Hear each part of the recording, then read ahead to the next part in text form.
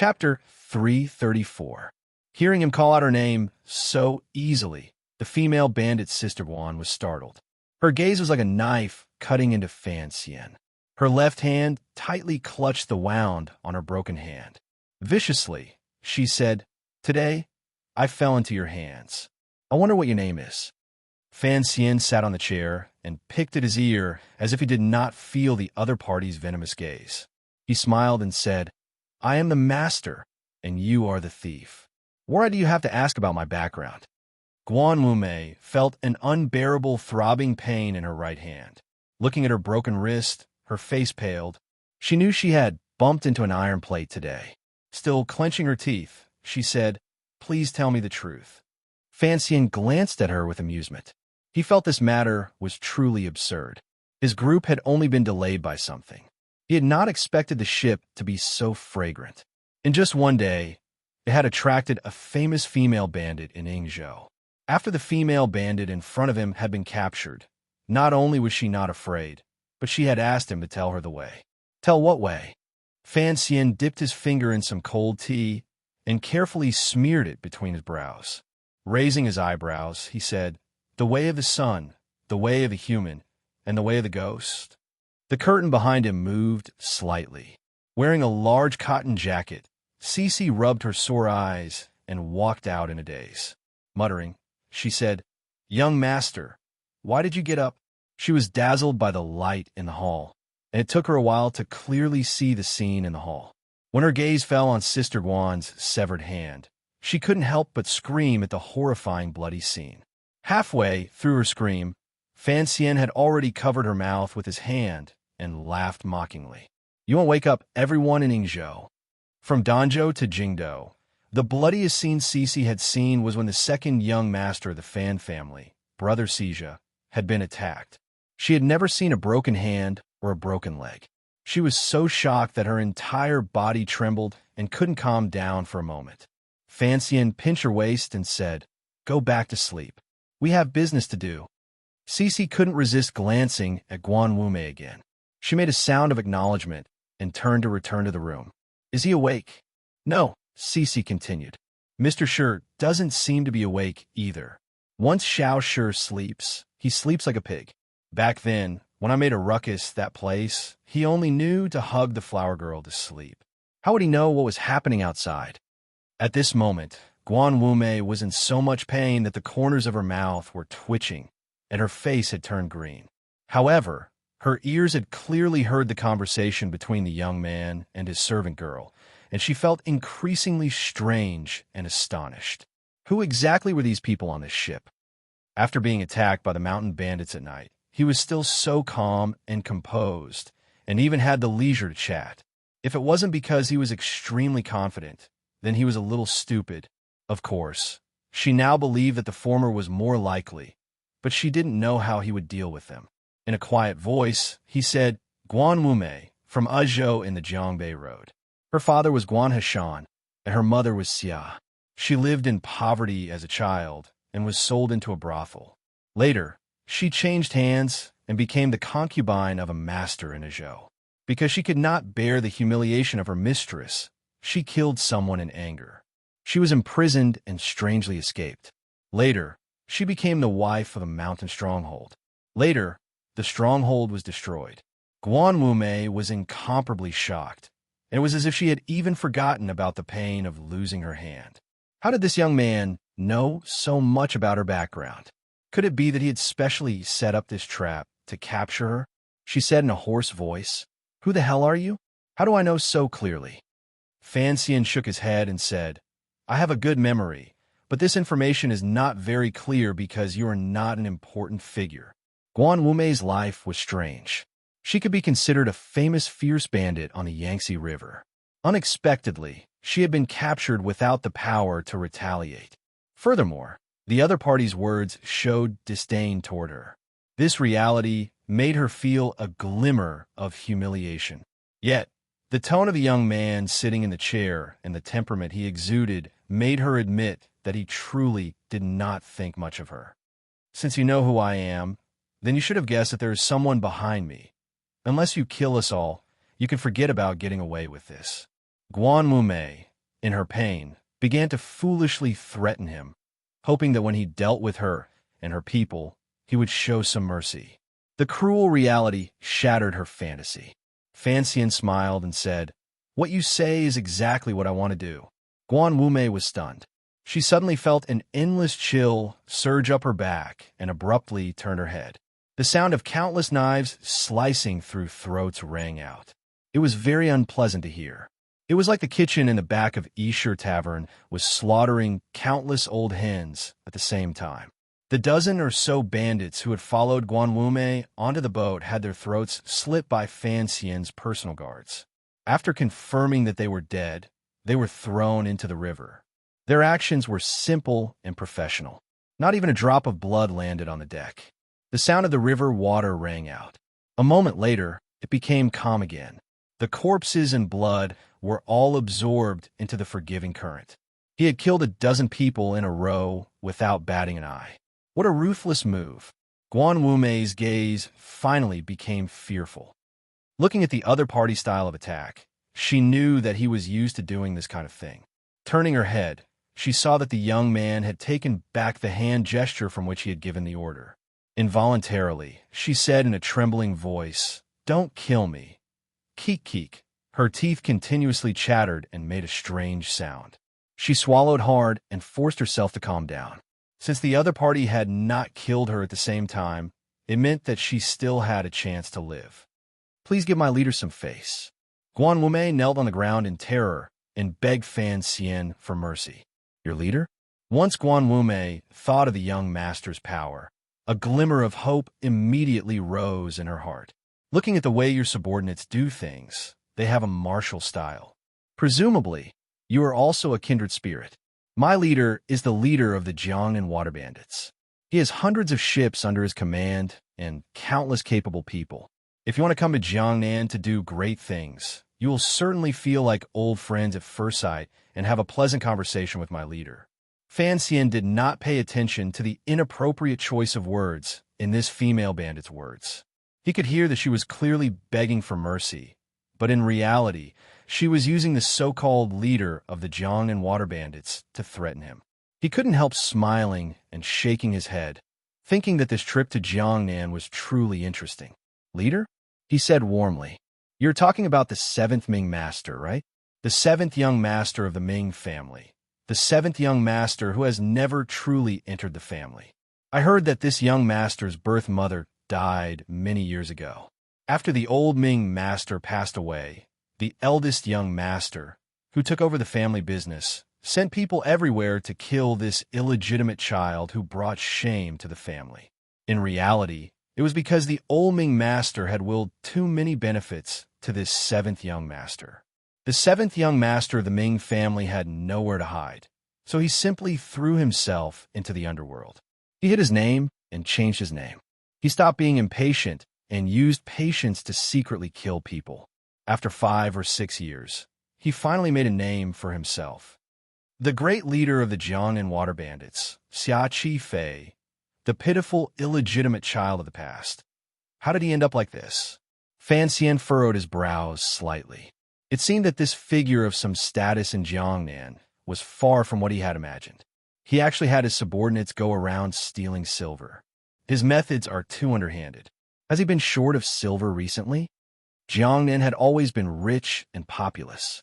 Later, the palace treasury was built there, creating countless rich people.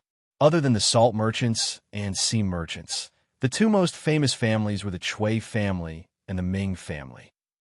These two families had been related by marriage for generations and had climbed the eldest princess's path. No one knew how much money they had made by relying on the palace treasury. The Cui family was responsible for the palace treasury's smuggling routes to the north. According to the Overwatch Council's investigation, the Ming family should be responsible for the palace treasury's smuggling to Dongyi, as well as the overseas business. Fan Xian had come to Jiangnan to take over the palace treasury. Now that the Cui family had fallen, the first thing he had to do was shock the Ming family. Before he left the capital, he had done his homework. He had talked through the night with Sir Yin Jr. and had long decided on a strategy. As he spoke slowly, Guan Wumei, who was kneeling on the ground, was truly scared to death. Ever since her young master had been chased out of the Ming family, he had been trying to take back his property all these years. However, his true identity was a secret. The leaders of the Jiangnan water bandits had no idea that their master was the descendant of a powerful family. The rich merchants of the Ming family were also kept in the dark. They even had some business dealings with the Jiangnan water bandits that could not see the light of day. Other than herself, who knew the secret because she had a relationship with the 7th Ming that outsiders did not know, Guan Wumei did not believe that anyone else knew the true identity of the current head of the Jiangnan water bandits, Xia Qifei. Who would have thought that this young man would reveal it so readily? Fan Xian suddenly thought of something and smiled happily. I understand now. The Cui family has fallen. Although the Ming family is heartbroken, they're even happier to be able to take over the Cui family's share. Presumably, the 7th Ming will not miss the opportunity to enter the business world and oppose the Ming family. In March, the palace treasury will have to put up new bidding documents. The Jiangnan water bandits want to wash clean, the 7th Ming wants revenge, and the 7th Ming wants to steal the palace treasury's marketing documents. All of this requires money. No wonder he is in such a hurry. Guan Wumei looked at Fan Xian with great fear. She wondered who this weak-looking young man was, and how could he know so many things?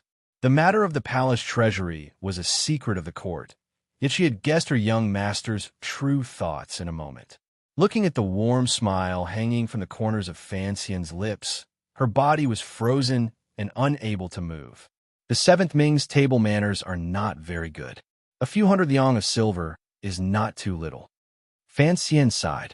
Before coming to Jiangnan, he had been curious about the 7th Ming that the Overwatch Council had secretly investigated. After all, his background seemed to be similar to his own. Now that he found that his methods were not very clever, he couldn't help feeling disappointed. He sighed to himself and lowered his head. Only then did he notice that Guan Wumei had already lowered her head and was speechless. He smiled apologetically and said, "Sometimes I like to talk to myself. Don't worry, I'll help you stop the bleeding in a moment." Guan Wumei asked, "Why didn't you kill me?" Fan Xian thought for a moment and then said, "I am not someone who likes to kill people. Besides, I still need to discuss business with your young master. If I killed his cousin, I was afraid he would be too hot-blooded and not rational enough to harm the business between us." Guan Wumei was already numb with shock. Since he could find out the young master's true identity, he could also find out her relationship with him. However, he said, "Business?" She hoped to be reborn and said with difficulty, "Sir, my leader is downstream." At this moment, she guessed that Fan Xian might also be the representative of some large power in Jingdo, which was why he had so many ace guards and knew so many secrets. Gritting her teeth, she said, "Tonight, we are in the wrong. In the future, we will definitely send an apology gift." Hearing the words at the beginning, she had thought that he would let her go. Unexpectedly, the young master sank into deep thought and didn't speak for a moment. She couldn't help but say in despair, "Sir, we are all walking the Jianghu. You have already killed a dozen of my subordinates. Is that not enough to quell your anger?" "Jianghu? Does this world really have Jianghu?" Fan Xian smiled slightly. "Furthermore, killing is not to quell anger. It is just a way of handling affairs. I will not let you leave this ship, at least not before I need you to leave. I don't want you to let your mouth slip and reveal your identity and bring unnecessary trouble to Jiangnan." Guan Wumei didn't understand his words, but she could at least hear the powerful confidence in them. In her despair, she said in a hoarse voice, "The matters of the Jianghu are the matters of the Jianghu. What exactly do you want to do?" The cabin was completely silent. After a moment, Fan Xian smiled lightly and said, "You misunderstand. I am not a Jianghu person." He propped up his chin and looked with interest at Guan Wumei's pale face. "I don't have the time to pay attention to a place like the Jianghu that fights and boisterous fights." Guan Wumei felt that he was becoming more and more mysterious and couldn't resist asking, "You? Who exactly are you?" "Me?" Fan Xian thought about it seriously. "I am a useless second-generation young master who is sitting around eating and waiting to die. Of course, I could also be the biggest second-generation young master in Qin Kingdom." Thinking of the guesses her group had made before they boarded the ship, Guan Wume almost spat out a mouthful of blood. "You are a thief." Fan Xian stared in her eyes and said each word clearly. "And I am a thief. Since you have boarded my pirate ship, of course, as the master, I have to take good care of you. Of course, your seventh young master will also board my pirate ship soon, and he can forget about leaving it for the rest of his life." Guan Wume finally understood that he did not want to do business with the seventh young master. He wanted to subdue him for his own use. She cursed hatefully, wishful thinking. "You are only fit to wipe my young master's boots." Fan Xian was not angry. He chuckled and left the chair. He took out a golden needle and pricked it a few times between her elbows to help her stop the bleeding. He wanted to say something, but suddenly felt there was no need. He thought to himself, "Your seventh young master will probably sincerely want to wipe my shoes in a few days. I just hope you won't be too surprised when the time comes."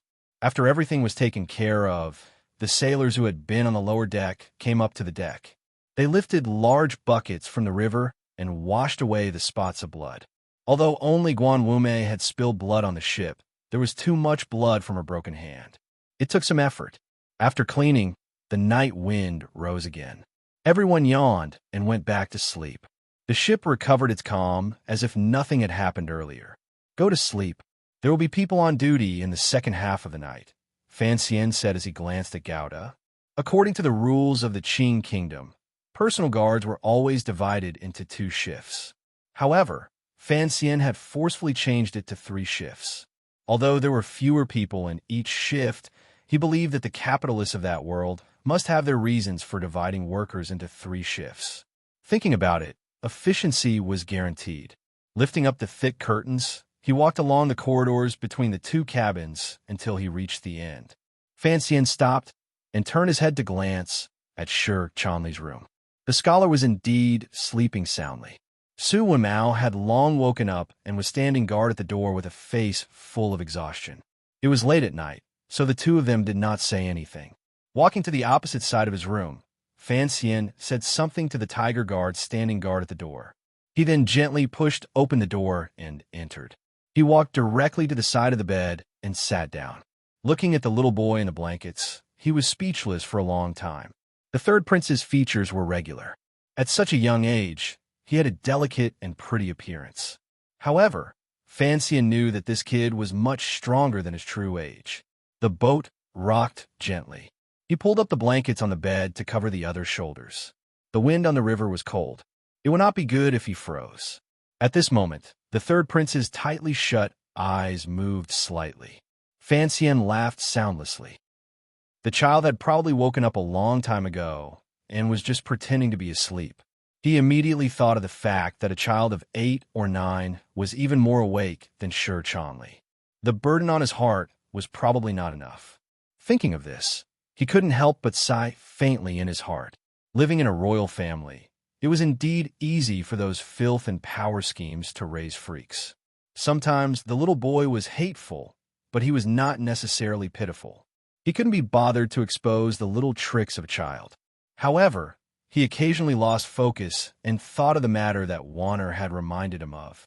In his heart, he had a completely different idea. However, he could not make up his mind right now. The shopkeepers of Qingyu Hall were not on the southbound boat. Since Fan Xian had secretly come to Jiangnan to visit his family in the direction of Danzhou, he had done it very effectively. In the middle of the Wei River, the fake commissioner had already led the group of carriages east. Along the way, there were black knights protecting them. They also led the shopkeepers. Presumably, everyone in court would think that he was in that group of carriages. No one would think that he had already arrived at the intersection of the Wei River and the Great River. Although they were going by water and could not have the Black Knights provide the fastest and most powerful support, Fan Xian was not worried about the problem of safety. There were 7 tiger guards on the boat and swordsmen from the 6th Bureau. With so many aces and assassins gathered on one boat, unless a great grandmaster personally came, no one in this world would be able to touch a finger of his. His warm palm gently patted the back of the third prince, but his face was looking to the other side. It seemed that he was lost in thought. Currently, the most valuable person on the boat was actually this prince. With such a protective talisman at his side, even if he wanted to use his special authority to move the provincial army, it seemed that he would be able to find a good reason. The current scene was actually somewhat against the rules, but Fan Xian had always been a daring person and had no fear of the dignity of the royal family. Reluctantly bringing the third prince along as a student was already giving the emperor an iguapin enough face. After confirming that everything was normal, Guan Wume, with a broken arm, was escorted into a simple cell on the lower level. Only then did Fan Xian completely relax. Rubbing his slightly swollen temples, he returned to his own bedroom. Raising his eyes, he saw Cece half leaning against the side of the bed sleepily. She had one hand supporting her chin. Her entire body swayed left and right with the gentle rocking of the boat. The girl was interesting. She just couldn't fall down like this. Fan Xian chuckled. He knew that she would wait for him to rest first before she was willing to sleep. He didn't dare make too much noise and tiptoed over. One hand went under Cece's armpit, and the other wrapped around the crook of her leg. The girl was wearing a large, half-worn robe and was very round. It was like he was holding a large, hairy bear. Carefully moving Cece onto the bed, he didn't want to disturb her dream. Unexpectedly, she still opened her eyes and woke up. The haziness in her eyes disappeared in an instant. Forcing herself to sit up, she smiled and said, "I'll make blankets for the young master." Fan Xian quietly scolded with a smile. "You already slept earlier. Why are you making blankets? You're all sleepy and confused. Hurry up and go to sleep." Cece covered her mouth and smiled. "The blankets are cold again. When you were little, the young master didn't like to crawl into a cold blanket. Didn't you always let me warm it first?" Hearing these words, Fan Xian was slightly startled. Looking at the girl in front of him, he couldn't help but think of the days the two of them had spent in the old manor in Danzhou. In a flash, 2 years had passed. He had been busy fighting for power, getting married, and going on diplomatic missions. Intentionally or unintentionally, he and Cece had grown distant. Fortunately, Cece was still so considerate toward him. Involuntarily, a faint warmth welled up in his heart. He smiled and said, "Are you going to warm my bed today?" These words were a bit frivolous, but both manners knew that Cece would one day open her face and enter a room as a senior servant. She had long prepared herself mentally. Suddenly hearing these words, her face blushed slightly. However, she didn't reply as refreshingly as she usually did. She only took off her outer robe and shrunk into the blankets. Shrunk into the young master's blankets, only leaving a head of black hair exposed outside the snow-white blankets. It was incomparably alluring. Fan Xian was slightly startled. A moment later, he took off his clothes and crawled into the blankets. When the two of them were in Danzhou, they had grown up together. They had often laid in the same bed and fooled around in the same blankets. Other than that last moment, they had long done all the intimate things they were tired of doing. The lights in the cabin were not extinguished. Fan Xian embraced his senior servant from behind. His arms circled in front of her body and held her slightly cold hands. His chest pressed against her back. Listening to her breaths in front of him, he unconsciously held her tighter. "I'm 20, young master." Cece gently bit her lower lip as she spoke. Cece gently bit her lower lip as she spoke. Her words were filled with grievance and bitterness. Fan Xian didn't say anything. Smelling the faint fragrance coming from Cece's head and feeling the bouncy body in his arms, he very easily brought his mind back to the circumstances of his time in Danzhou. His entire person felt incomparably relaxed and at ease. Why do I feel like this chapter is a bit too pretentious? Fan Xian really is a hypocritical and pretentious pervert. I want to correct his unhealthy tendencies. On a pirate ship, there is a thief in the heart. There is no need to break it. Only when everyone is good will it be good. To be continued. If you want to know what happens next, please log on to www.cmfu.com. There are more chapters. Support the author and support genuine reading. Chapter 335. Unable to sleep in the middle of the night, The river wind outside the cabin sang. Fan Xian decided to open his eyes and said with a slight smile by her ear, "What's wrong with 20? Are you anxious?" Cece was truly anxious by these words. She sat up in the blankets and bit a lock of hair by her lip. She was so angry that she didn't say a word. Fan Xian paused and quickly pulled her body down. He knew he had said the wrong thing. Women in the Qing kingdom were usually married at 15 or 16. It was rare to see someone like Cece who was already 20 and still a virgin. Although Fan Xian always thought that 20 was the perfect age for maturity, in the eyes of most people, Cece had already become an old lady. Particularly in the Fan manor, although everyone was very polite to Cece for the sake of the Danzhou ancestor and Fan Xian, there was always less gossip in front of and behind people's backs. Fan Xian had never taken her into his room, which encouraged this kind of atmosphere. Thinking about it carefully, Fan Xian knew he hadn't handled this problem well. He always felt that there was no need to be anxious, but he didn't think from Cece's point of view. A girl was 20. If this was the other world, she would be a 30-year-old virgin. No matter who it was, they would not be able to accept this tragic reality. Cece curled up her body and ignored him as she sadly slept. Fan Xian thought for a bit and then smiled. Speaking of which, it's been 2 years since we've laid in the same bed. When they were in Danzhou, although Cece, who was 2 years older than him, always slept on one side, Fan Xian had long developed the bad habit of going to her bed after waking up. The young master has grown up. Naturally, he can't always be with the servants. Cece buried her head in the blankets and replied in a humming voice, "This is going to take a long time." Fan Xian didn't coax her. He only said gently and gently, "Only you don't dislike burnt papers like mine." Cece burst out laughing. If the young master had burnt papers, how could the girls in the world live? Master and servant suddenly fell silent at the same time. They both thought that these words were Wang Shifeng's self-deprecation in Story of the Stone. They slowly thought back to their time in Danzhou. Every night, one of them would copy books and the other would wait on her. In those days, whenever Fan Xian used the graceful small regular script to copy the Story of the Stone, Cece would stand to the side and grind the ink, take out the lamp, light the incense, and prepare the supper. The two of them perfectly put into practice the saying, transcribing books at night with red sleeves and incense. Speaking of which, Cece was Fan Xian's first reader in this world. Fan Xian turned the girl's body around and tyrannically held her in his arms. "Since you've laughed, then don't cry.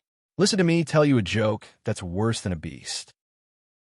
Cece curiously opened her eyes and waited for him to speak.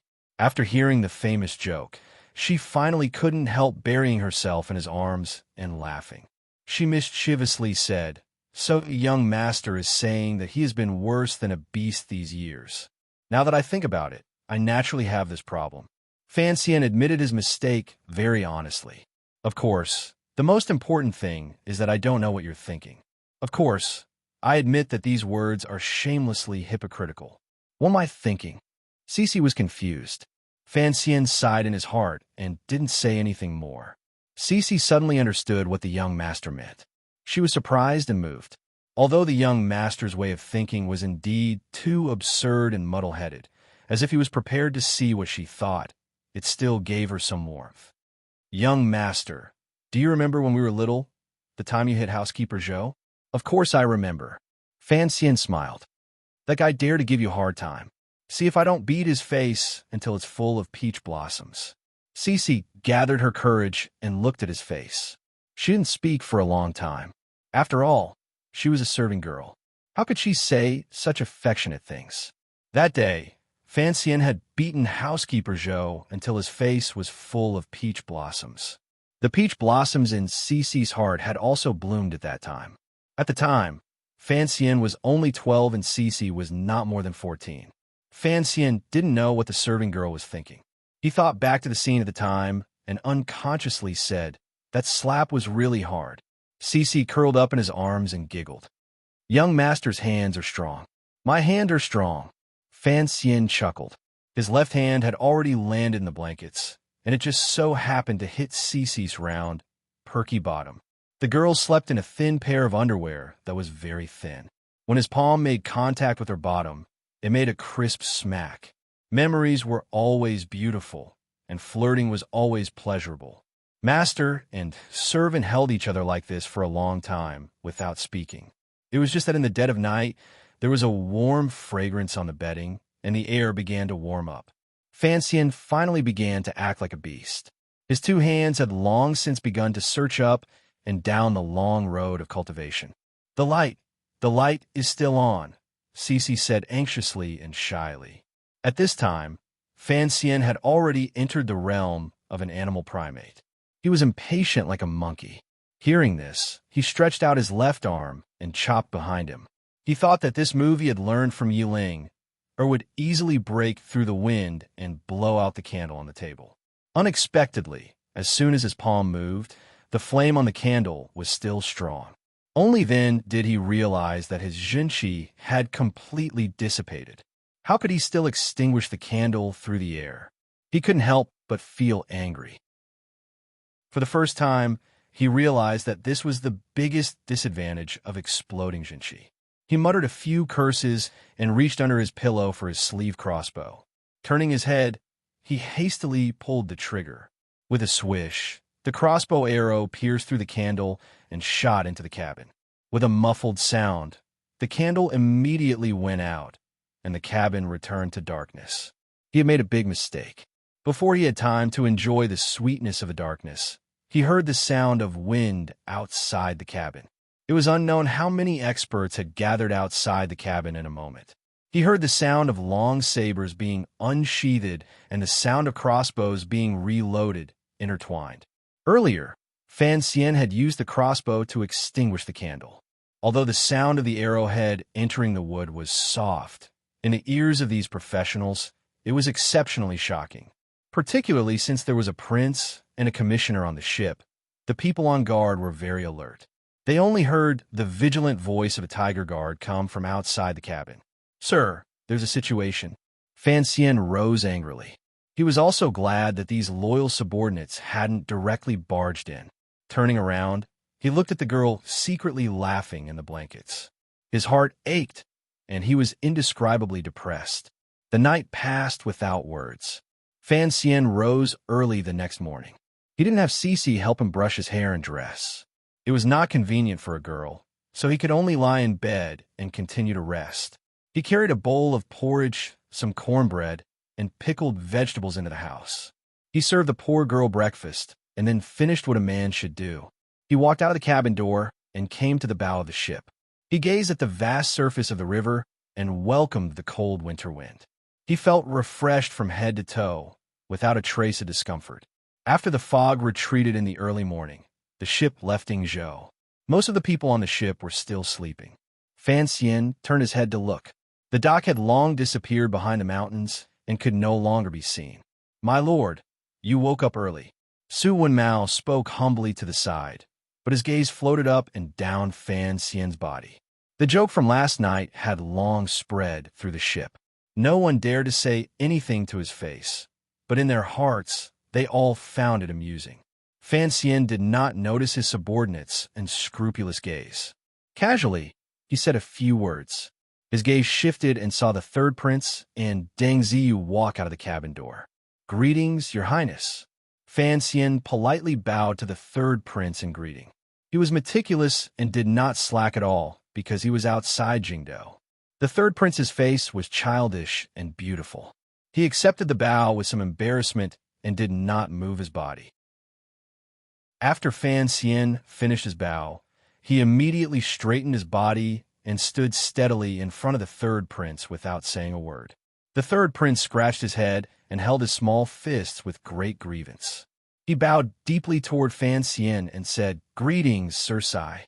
The two beautiful people with complicated thoughts and a huge age gap began their daily life on the ship after a strange ceremony.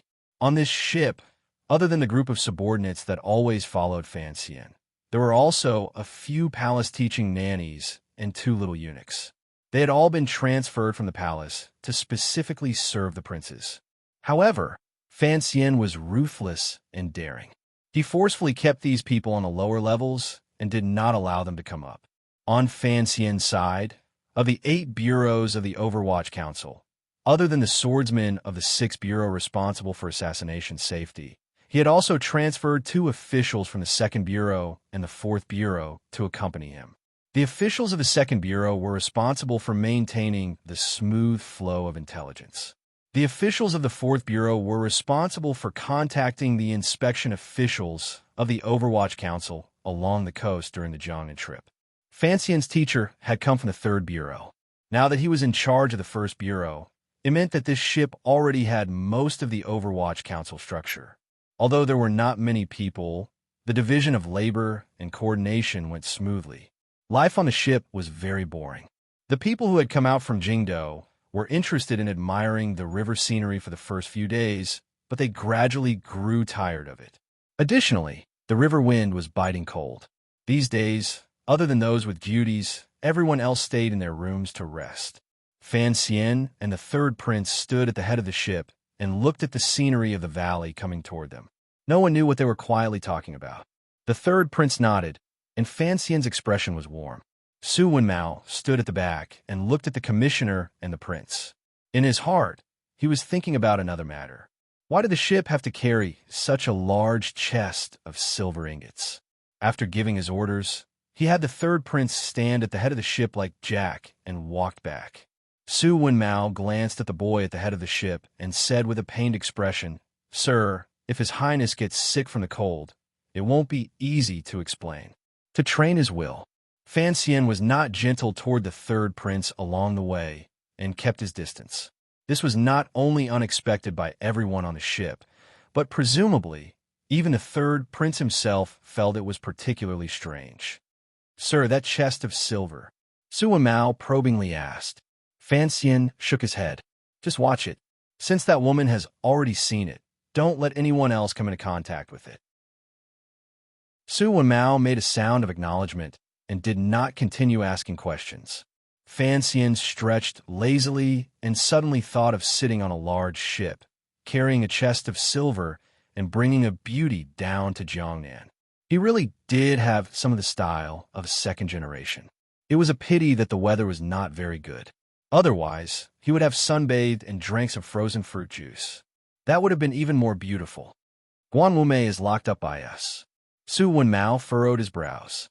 "How can we let Master Xia of the Jiangnan water bandits know? When the ship reaches Yangzhou in the afternoon, do we need to notify the local council officials and let the news out?" Fan Xian thought for a bit and then shook his head. "There's no need. For now, I don't want him to guess who I am. Once these vicious people on the Jianghu discover that they can't figure out the other party's background, they will become more cautious. What I want to see is just how much he is willing to pay for this matter. Then don't let the people of the 4th Bureau spread the news," Fan Xian smiled and said. "Last night, wasn't there still a 3rd sister-in-law you left in Yingzhou? Naturally, she will think of a way to notify Xia Qifei. On this day, the person who felt the most fear in the entire Qing kingdom was the 3rd sister-in-law Fan Xian spoke of. The civilian ship on the Yingzhou dock had already left. The 3rd sister-in-law stood like an idiot by the side of the dock, holding a bag of cured meat that had not been completely smoked. She didn't even bother to greet the occasional person who came to ask about the price. She was the mountain bandits' spy in Yingzhou. She was usually responsible for gathering information. Yesterday, she was the first to find out about the silver chest on the ship. The disappearance of the ship was not a big deal. According to the style of Sister Guan's group of mountain bandits, after killing people and stealing goods, they would drive the ship away in the middle of the night, wash downstream, and then burn the ship to destroy all evidence. Thus, when she saw the ship disappear this morning, she thought Sister Guan and the others had already succeeded. Unexpectedly, she waited on the dock for a long time, but there was no reply. Sister Guan did not come back. Second brother did not come back. Everyone did not come back. Just like the ship, all of the mountain bandits disappeared without a trace and never appeared again. She waited until dusk, but the side of the dock was still deathly silent. At this time, the 3rd sister-in-law finally confirmed that something had happened. Her lips trembled. She didn't dare to believe this reality. Even if the guards on the ship were powerful, they should have heard the sounds of fighting last night. The government should have reacted. How could there be no news at all? Was that ship a ghost ship that easily took over a dozen lives? That very night, she changed her clothes, wrapped her hair, and hid the rest of the money at home. She spent a lot of money to hire a carriage and traveled downstream along the difficult mountain road. She did not stop after passing Yangzhou and continued eastward until she reached the big county where she was about to enter Jiangnan Road. This took her a whole 2 days. On the way, she only drank some water and didn't eat any food. She was a low-ranking person. It was originally difficult for her to see Sister Guan's master. However, perhaps it was her deep eye sockets that made the advisor in charge of receiving her believe her words. With a heavy expression, he led her into the back garden. In the most heavily guarded back garden in Yangzhou, the Jiangnan Water Bandits leader, Xia Qifei, who was not more than 30 years old and was famous in the Jianghu, had his eyes closed. Listening to the third sister-in-law's reply, he slowly opened his eyes. They were cold and threatening. As long as the ship is still on the water, stop it. Naturally, the ship would always be on the water. Xia Qifei commanded the heroes of the Jiangnan waterways under his command. There were countless ships. His words revealed a strong self-confidence and faint anger. Chapter 336. Winter had come and the water was dry. Both sides of the river were filled with workers repairing the embankments. They were laboriously carrying stones and sand like ants. It was said that the silver on top had not been completely pulled out, so other than the contractors, the rest of the workers were somewhat dispirited. After a busy day, with no money in their pockets, no one would put much effort into it. Only then did the idling workers have the extra time to look at the river that they had long grown tired of looking at, and learn from the high and mighty scholarly officials. At first glance, everyone was quite shocked. They saw that on the river that flowed into Jiangnan Road, there were suddenly many more boats patrolling up and down. Shipping in winter was not as good as in the other 3 seasons, and it was rare for it to be so lively. It was as if someone had cast some magic overnight, and many boats had landed on the river. The boats were of various sizes, shapes, and speeds. There were even a few tri-wing boats that had been slightly modified. The tri-wing boats were used by the Jiangnan Navy. They were extremely fast and had never been allowed to be used by the common people. What was similar was that the men standing on the boats all had bulging waists, presumably hiding weapons. Other than the obvious rust on their dark cheeks, there was a silent, murderous intent and vigilance. To be able to gather so many boats on this waterway that flowed into Jiangnan Road in 2 days without alerting the government. The only one who could do this was the famous Jiangnan Water Bandits. In terms of the ability to control the river, even the famous families in Jiangnan were far inferior to the Jiangnan Water Bandits. The full name of the Jiangnan Water Bandits was Jiangnan and Related Waters 12 Link Docks. This was a cute name. They specialized in making a living on Jiangnan's waterways that were as dense as a spider's web. Whether it was transporting goods, passengers, or related industries, they all had a look at their faces. In particular, the secret salt, tea, and horse trading business allowed them to grasp great power. After Lady Ming, the person who changed his name to Xia Qifei became the head of the Water Bandits. He put even more effort into forming a good relationship with the government. It was even rumored that this Master Xia could be brothers with the admiral of the Sha Lake Navy. When hoodlums joined the government, no one could stop them. Thus, these years, although the Jiangnan Water Bandits had ostensibly reduced their business on the underworld, they gradually began to walk out of the lake water plants and openly came to the common people. Their reputation was even greater than before. Only such a powerful force could move unhindered on the great river and sail boats along the river without fear of criticism. The person who gave the order was the leader of the Jiangnan Water Bandits, Xia Qifei.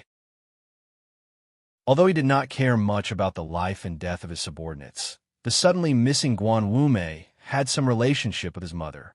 What made him even more wary was who could take such a big bite out of him without anyone knowing and suffer such a huge loss. In March, the palace treasury would reopen. Usually, it would not be 2 small dishes for the Cui and Ming families. However, this year, because the Chui family had fallen, and everyone under heaven knew that the jurisdiction of the palace treasury had moved from the eldest princess to Commissioner Fan of the Overwatch Council. Xia Qifei decided to try and see if, in a new situation, he could take advantage of an opening and openly take back what had originally belonged to him. However, the business of the palace treasury was too big. The amount of silver was in the hundreds of thousands. In March, even if he wanted to enter the door of the god of wealth to sit and drink tea, the amount of silver he would have to take out would be frightening. The fallen Chui family and the still thriving Ming family all had this kind of power, but Xia Qifei definitely did not. Even if he controlled the largest gang on the waterways, the silver in his hands, compared to the Ming family, was like a beggar's. Thus, he was in a rush to gather silver everywhere and even secretly ordered Guan Wumei to start the river pirate business again. He was not even willing to let go of such a small amount of silver. It was clear that he had been forced to the point of going crazy. It was said that a single copper coin could not stump a hero. The heroes who lived on the river wanted to learn how to do business. The first problem they encountered was money. At this critical moment, Xia Qifei became increasingly careful. He did not lose his rationality. He was guessing whether or not the incident on the shore of Yingzhou was targeted at him. When it happened, he was in Shazhou inviting the Jiangnan Navy garrison commander, Sir Su Shoshan, to drink. The rumors on the Jianghu were always exaggerated. The highest-ranking naval officer he could come into contact with was a garrison commander. After this, Sir Su learned of this matter. He maintained his silence and allowed Xia Qifei to search the boat. However, he still gave the people of the water bandits a warning. Everything had to be done before the beginning of March. After it was done, they had to wash themselves clean and wash away the smell of blood on their bodies. The commissioner was coming to Jiangnan from Danzhou in March. The dozens of Jiangnan water bandits' boats searched for a long time on the river, but still did not find the obviously large boat. They couldn't help but be surprised. Xia Qifei listened to his subordinate's report and coldly narrowed his eyes. Looks like those people did not come down. That chest is not so easy to move off the boat. It should still be near Yangzhou. Have you checked? It moved with full speed. With a speed that left the water bandits dumbfounded, it charged toward the outside of the encirclement. In an instant, the large boat's enormous driving force completely tore apart the long bamboo hooks that had just been hooked to the side of the boat. A dozen or so water bandits who had been climbing up fell miserably into the water, kicking up countless waves. The surface of the river was a mess. The large water bandit boat, blocking the way, collided with the boat from Jingdo without any fancy moves. Then, without any fancy moves, it turned its head, bent its waist, and gracefully slid away. Of course, this beautiful movement was accompanied by the unpleasant accompaniment of the deck cracking and the startled cries of sailors. Leaving behind a white wave, the boat from Jingdo sped downstream. Only the mirror-like surface of the river was left with countless wood shavings and water bandits bobbing up and down. The head of the water bandits grabbed the edge of the boat and steadied himself in the large waves. He stared dumbfoundedly at the back of the large boat. His heart was abnormally shocked. This boat was too sturdy. Furthermore, from a complete standstill to such a fast speed, how did the sailor manage to do it? Why did it seem to be of a higher level than him? The sailors on the boat from Jingdo were all the officers of the Chuanzhou Navy who had been taken away. What they studied all year round was the art of water battles. Naturally, their ability to control large boats in water battles was much better than these Jiangnan water bandits who played like ants eating elephants. However, because the boats were afraid of underwater reefs, they did not dare to move recklessly on the surface of the river. Thus, the boat from Jingdo did not have full sails. Compared to the three-winged flying boats used by the Navy, it did not have much of an advantage in speed. The boat from Jingdo charged through a line of defense and was immediately followed by a dozen or so flying boats. At this moment, half of the river was red. The boat from Jingdo was in front, and the boats of the Jiangnan water bandits were behind. They rushed downstream at high speed, leaving behind countless faint scars on the surface of the water. They scratched at the yellow river water, creating a beautiful scene of hundreds of boats racing against the current. Use the hooks. The head of the Jiangnan water bandits yelled loudly and made a few hand gestures at the same time. Although the wind on the river was strong and blew his words to the horizon in the blink of an eye, seeing his hand gestures, the water bandits surrounding the large boat took out a pile of ropes and threw them toward the large boat. A dozen ropes flew through the air, drawing beautiful arcs and landing accurately on the deck of the large boat. The water bandits were very skilled. Indeed, they were used to this kind of skilled work. Everyone then tightened their grip, and the hooks at the ends of the ropes firmly latched onto the deck of the boat. At this moment, the speed of the two sides was similar, and the ropes were not as hard as bamboo. The water bandits were no longer worried. Their hands and feet nimbly began to climb up the ropes onto the large boat. When they had climbed halfway, a pitiful halfway, a dozen or so partition windows opened up on the side of the large boat. From each window, a long spear or axe stretched out and viciously chopped down at the people on the ropes. There was only the sound of wind from the knives and wretched cries. Blood sprayed in all directions with the river wind, and broken limbs floated down with the turbid waves. In a moment, the water bandits had suffered heavy casualties. Some people had luckily fallen into the river, but the ropes and hooks had been chopped off. Then, from the windows of the boats from Jingdo, a dozen arrows, knocked and ready to be fired, coldly aimed at the surrounding boats. Although they had not been fired, they were full of intimidation. It was as if they were saying if anyone dared to come closer, they would kill without question. The head of the water bandits in the back watched with wide eyes. He revealed his abnormality, but he also felt a chill in his heart.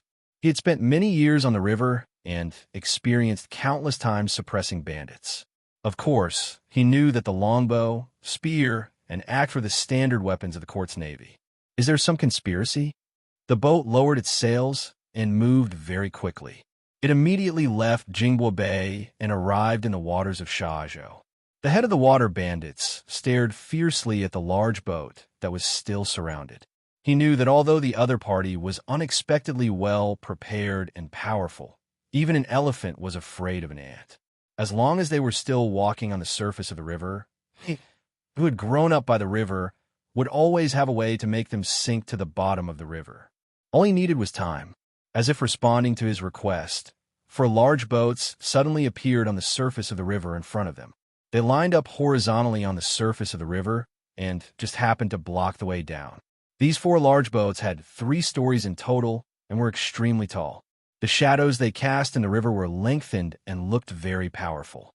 The head of the water bandits narrowed his eyes and saw that it was the ship of the Navy that had often secretly cooperated with them in recent years. He couldn't help but be overjoyed and yelled, "We have brothers to help. Everyone don't worry." The boats from Jingdo continued to silently and determinedly charge downstream. It was as if the 4 ships of the Sha Lake Navy did not exist. It was as if they were going to commit suicide tragically. Seeing the scene under the setting sun, the head of the Jiangnan water bandits was immediately dumbfounded and fell to the ground on his butt. Seeing that the boats from Jingdo were about to be pincered to death and fall into a tight encirclement, the 4 ships of the Sha Lake Navy downstream tilted their rudders at the same time as if they had discussed it. They opened up a path for the boats from Jingdo, allowing them to leisurely and unhurriedly follow the water. What was going on? The head of the water bandits didn't dare believe his eyes. The remnants of reason in his mind told him that the boat he and his group had been chasing for a long time was very similar to the 4 large ships of the Navy. He didn't have much time to think. The 4 Navy ships were like 4 giant beasts lying in front of the Jiangnan water bandits' boats. The feeling of oppression was very oppressive. The head of the Jiangnan water bandits also recognized the official standing at the bow of the Navy. It was Master Xia's close friend, the commander of the Sha Lake Navy garrison, Sir Su Shoshan. Su Shoshan stood coldly at the bow of the ship. However, the clothes on his body seemed to have been put on in a hurry. The straps weren't even fastened properly. It looked a bit comical. He looked at the old acquaintance below and furrowed his brows slightly. He used his eyes to indicate to the other party that it was best for him to quickly surrender. He didn't care if the other party understood or not. Using an authoritative voice, he said, People on the boat, listen up. You have been surrounded. Immediately put down the weapons in your hands and accept inspection. Please forgive my laziness once again. The city of Shazhou was right where Sha Lake entered the river. The waters clashed with each other. After tens of thousands of years, it had accumulated countless fertile soil. Adding to the hard work of the common people, it had always been one of the famous food-producing areas along the river.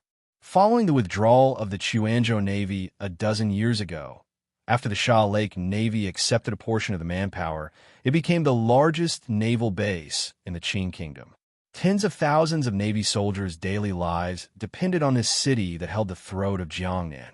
The Navy soldiers, who reeked of sweat and water, brought endless worry to the people of Shazhou, endless danger to the women of Shazhou, and countless problems of public safety to the officials of Shazhou.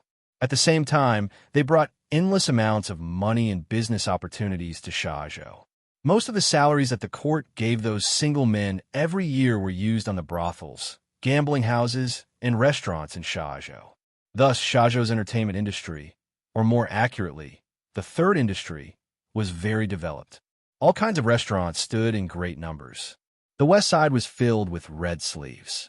The east side was filled with dyes from dawn to dusk. It was very lively. On this day, a few people walked out of Shazhou's most famous inn. This group of people was a bit strange. There was a young master, a girl, a scholar, and a child. Behind them followed a few solemn-looking guards. The group of people directly hired a large carriage and drove directly to the south of the city.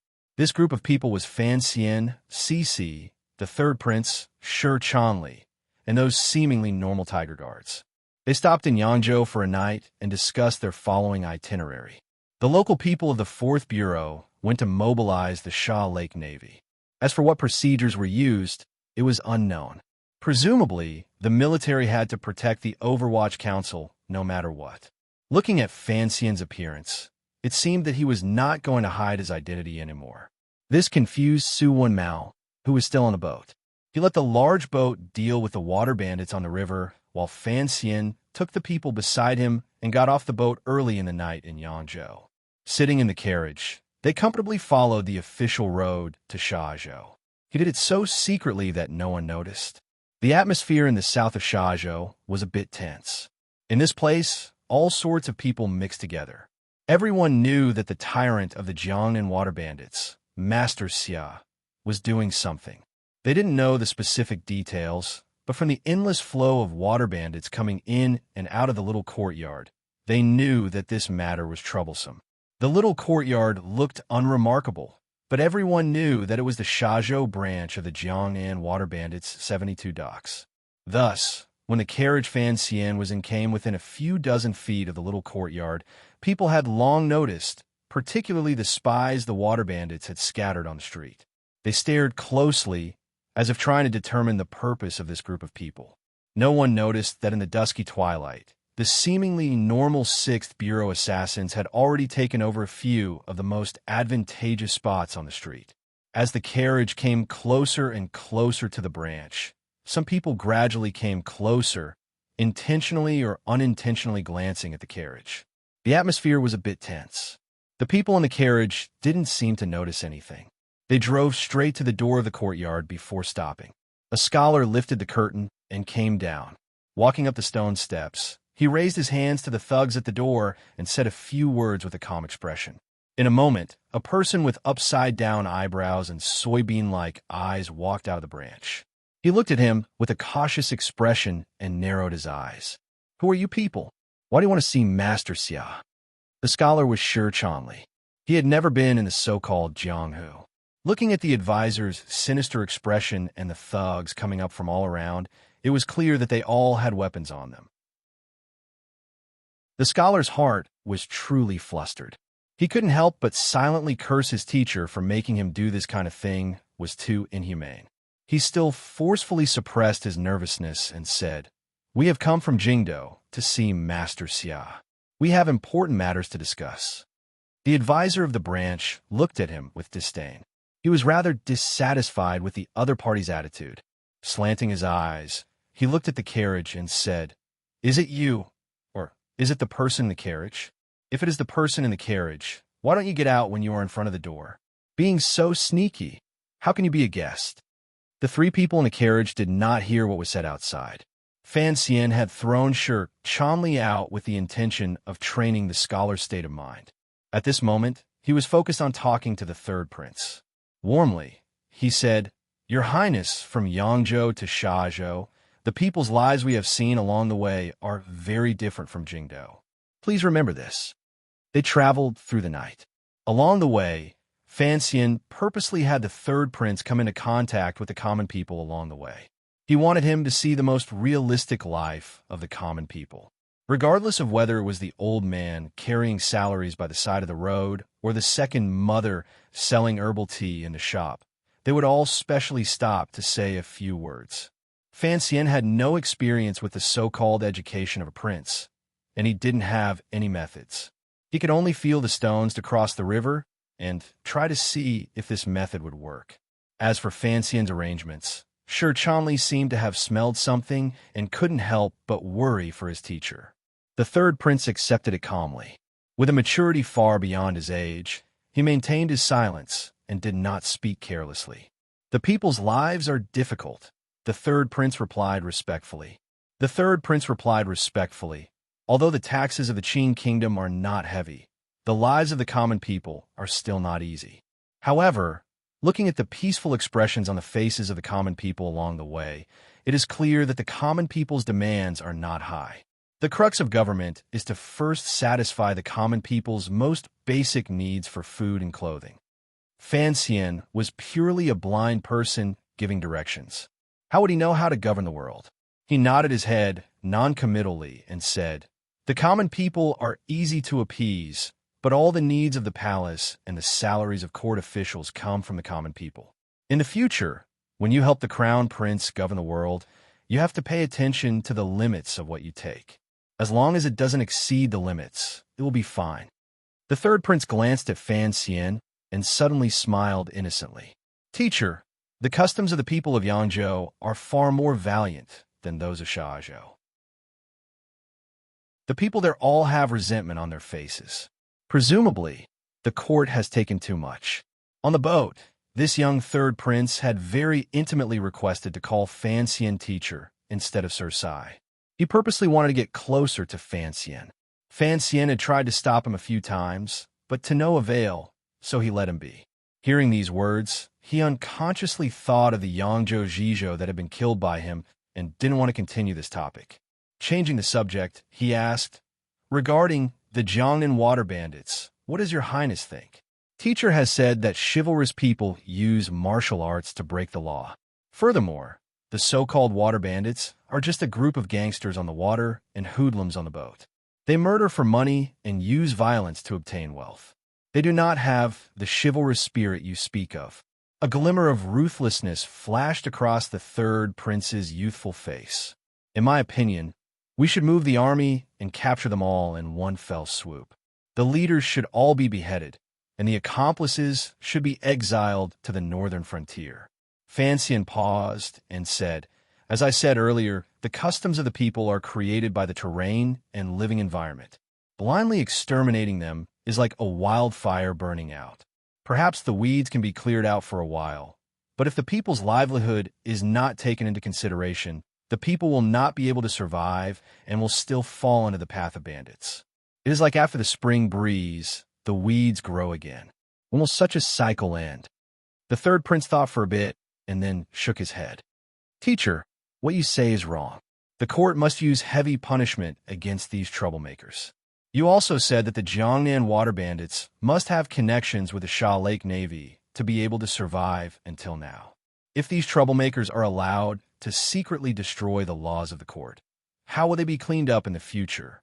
He continued coldly and ruthlessly, "Pacifying the people's livelihood and letting them live well is naturally a must to rid the world of bandits. However, for those bandits who dare to show their heads, we cannot be lenient. Those who should be killed must be killed." Fan Xian looked at the third prince with a not-quite-there smile. He found that this child was indeed much more direct and efficient than he was. However, his ability to hide it was far worse than his own. for him to dare to raise an opposing opinion in front of him. Presumably, he wanted to show his openness and sincerity. By proposing to use the word exterminate to deal with the Jiang and water bandits, he wanted to show his decisive and undisguised side in front of him and let him feel his sincerity. Fan Xian wanted to purposely influence and change the third prince on the Jiangnan trip, and the third prince also wanted to influence him. Although the little guy did not do it smoothly enough, to have such scheming at such a young age was truly impressive. Then why did your highness not oppose me coming to the Jiangnan water bandits today? Teacher has his own clever plans. It is not something I can make wild guesses about. The third prince recovered his calm and giggled. Fan Xian raised his eyebrows.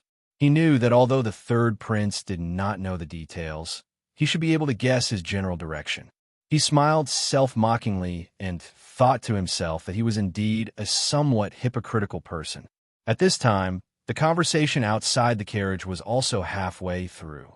No one knew what Shi Chanli said, but the advisor's expression finally became flustered. The thugs surrounding the carriage also moved closer. The curtain of the carriage lifted, and Fan Xian walked down first.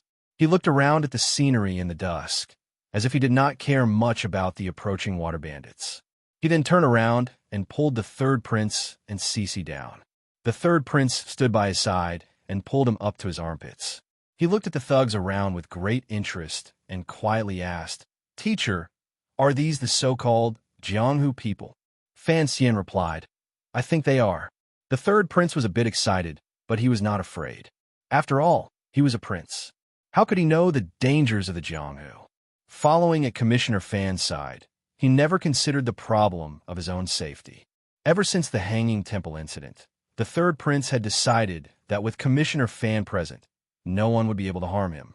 Furthermore, now that everyone under heaven knew of Fan Xian's past, the son of heaven was by nature heartless, but the third prince thought Fan Xian was an exception. Fan Xian glanced at him from the side and asked curiously in a quiet voice, "Young master, why aren't you worried at all?" The third prince giggled and said, "With teacher here, what is there to be afraid of?" In everyone's hearts, Fan Xian was still a martial genius who could be mentioned in the same breath as Haidang of Northern Qi, but no one knew his true situation. They just didn't understand why Fan Xian dared to go so deep into the tiger's den without any regard for his own safety. The conversation between the two fell into the ears of the Jiangnan water bandits. It seemed to explain each other's identities. That child was probably the son of some large clan, and Fan Xian, this beautiful scholar, was a teacher. However, he seemed a bit too young. "Young master, let's go in." Ignoring the vigilant and nervous gazes of the people around him, Fan Xian was calm and unruffled. With one hand holding the child and the other holding the woman, he walked toward the gate of the courtyard. Shi Chanli lowered his head and followed, sweating profusely. This examination could be considered failure. His teacher had told him not to reveal his identity, but he had to enter openly. The scholar had no other choice. The advisor's expression changed continuously. Looking at the composition of the other party, he guessed that the other party was the enemy that the master of the stronghold had been painstakingly searching for. But why did the other party dare to come to their door? When did the other party get off that ship? At this moment, the countless brothers of the Jiangnan water bandits were painstakingly searching for traces of Fan Xian and the others on the surface of the river. They were engaged in a desperate struggle with that large ship. Who would have thought that the enemy they were searching for would so boldly come to Shazhu, so arrogantly come to the door of the branch, and directly charge in? Take them down. The advisor's face alternated between green and white. It seemed that he had never seen such an arrogant enemy before. In the depths of his heart, he was also a bit flustered. But Master Xia was currently in the courtyard. If he reacted slowly, he was afraid that there would be a big problem. Following this shout, the thugs pulled out their short knives, let out a roar, and charged toward Fan Xian and the others. Fan Xian felt his right hand tighten slightly. He turned his head and saw that the third prince still maintained an innocent smile on his face, but his hand had unconsciously clenched. Presumably, other than pretending, he was still a bit scared. Confidence. At this juncture, Fan Xian still did not forget to explain. The people of the royal family must have confidence that can overwhelm everything. Dang, dang, dang, dang. Just like that absurd song, the brothers of the Shazhu branch of the Jiangnan Water Bandits also saw a very absurd scene. They saw countless short knives fly up from the door of the little courtyard like it was raining, mysteriously breaking away from the control of their hands. Immediately after, there were countless muffled grunts. All the thugs who blocked Fan Xian's path were sent flying. Gao De led the 6 tiger guards like a gust of wind and floated to the side of Fan Xian and the others. Silently, they pulled out the long knives on their backs and sent the thugs flying. Their aura shot up into the sky. It could truly be said that those who blocked them would be forced to retreat. Fan Xian's face remained calm as he held the 2 of them and walked toward the little courtyard. Accompanied by the wretched cries and knife flashes, his footsteps were very steady. Although there are millions of people, I will go forward, he explained to the 3rd prince beside him. The court does not need to deal with the Jianghu people. We only need to arrange for them to do things. So, when we first meet, don't talk about anything. The 3rd prince nodded. His eyes darted around the fighting beside him. He thought that this kind of feeling was very satisfying. He was very excited. His little palms began to sweat and become slightly wet.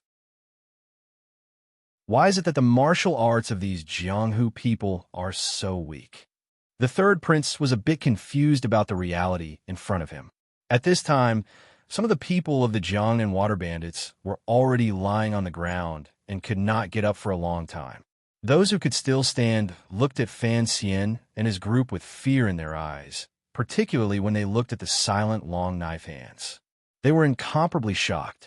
The advisor, covered in cold sweat, stared fixedly at the steady hands holding the hilts of the knives. He howled in his heart. When did the Jianghu suddenly have so many 7th and 8th level aces? And they were even guards for someone. At this time, everyone had already walked to the bottom of the stone steps in the main hall. Fan Xian stopped and smiled at the 3rd prince. What is the purpose of practicing martial arts? Just like studying, it is for power, profit, and fame. What the Jianghu can give to martial artists, the court can give even more. Thus, the truly famous scholars are all officials in the court, and the truly powerful aces are all working for the court. Young master, don't be fooled by those stories. The Jianghu is a poor place. How can a job with no future like collecting protection money attract true aces? In front of the main hall, the head of the Jiangnan Water Bandits, Xia Qifei, finally stood out. He looked coldly at the gradually approaching group of people and opened his mouth to say, "Everyone leave. Don't make a fool of yourself. I will meet these honored guests from Jingdou." At this time, his expression was calm, but in the depths of his heart, he was incomparably shocked. He had long guessed that the other party was from the ship from Jingdou. How could he have guessed that they would not avoid him and instead come so tyrannically to his door? Without waiting for him to extend his hand in invitation, Fan Xian and his group entered the main hall as if they were returning home. Fan Xian invited the 3rd prince to sit in the main seat, and then he sat down next to him. Cece and Shi Chanli stood quietly behind him. The 7 tiger guards had their hands on the hilts of their knives and were spread out around the main hall. Seeing the other party's actions, Xia Qifei was so angry that his anger almost rushed to his heart. Was this still his territory? He forcefully suppressed the anger in his heart and raised his hands toward Fan Xian. "Qifei greets you, sir. However, there are heroes in the wilderness of the Jianghu. Your words earlier were a bit excessive." At this time, if he still couldn't see that Fan Xian was a powerful figure from Jingdou, then he really was an idiot. Thus, he had to suppress his anger. Within the borders of the Qing kingdom, the court was a terrifying existence that could not be broken through like an iron plate. Any power that tried in vain to oppose the officialdom would, in the end, meet a tragic fate of being turned to dust and smoke. Xia Qifei. Fan Xian looked at the sinister-looking figure in front of him and confirmed his identity. He smiled warmly and said, "For now, I do not wish for anyone to know that I have come to your manor as a guest. Earlier, many people saw. Go and handle it. It is a bit difficult. Consider it my first test of Master Xia."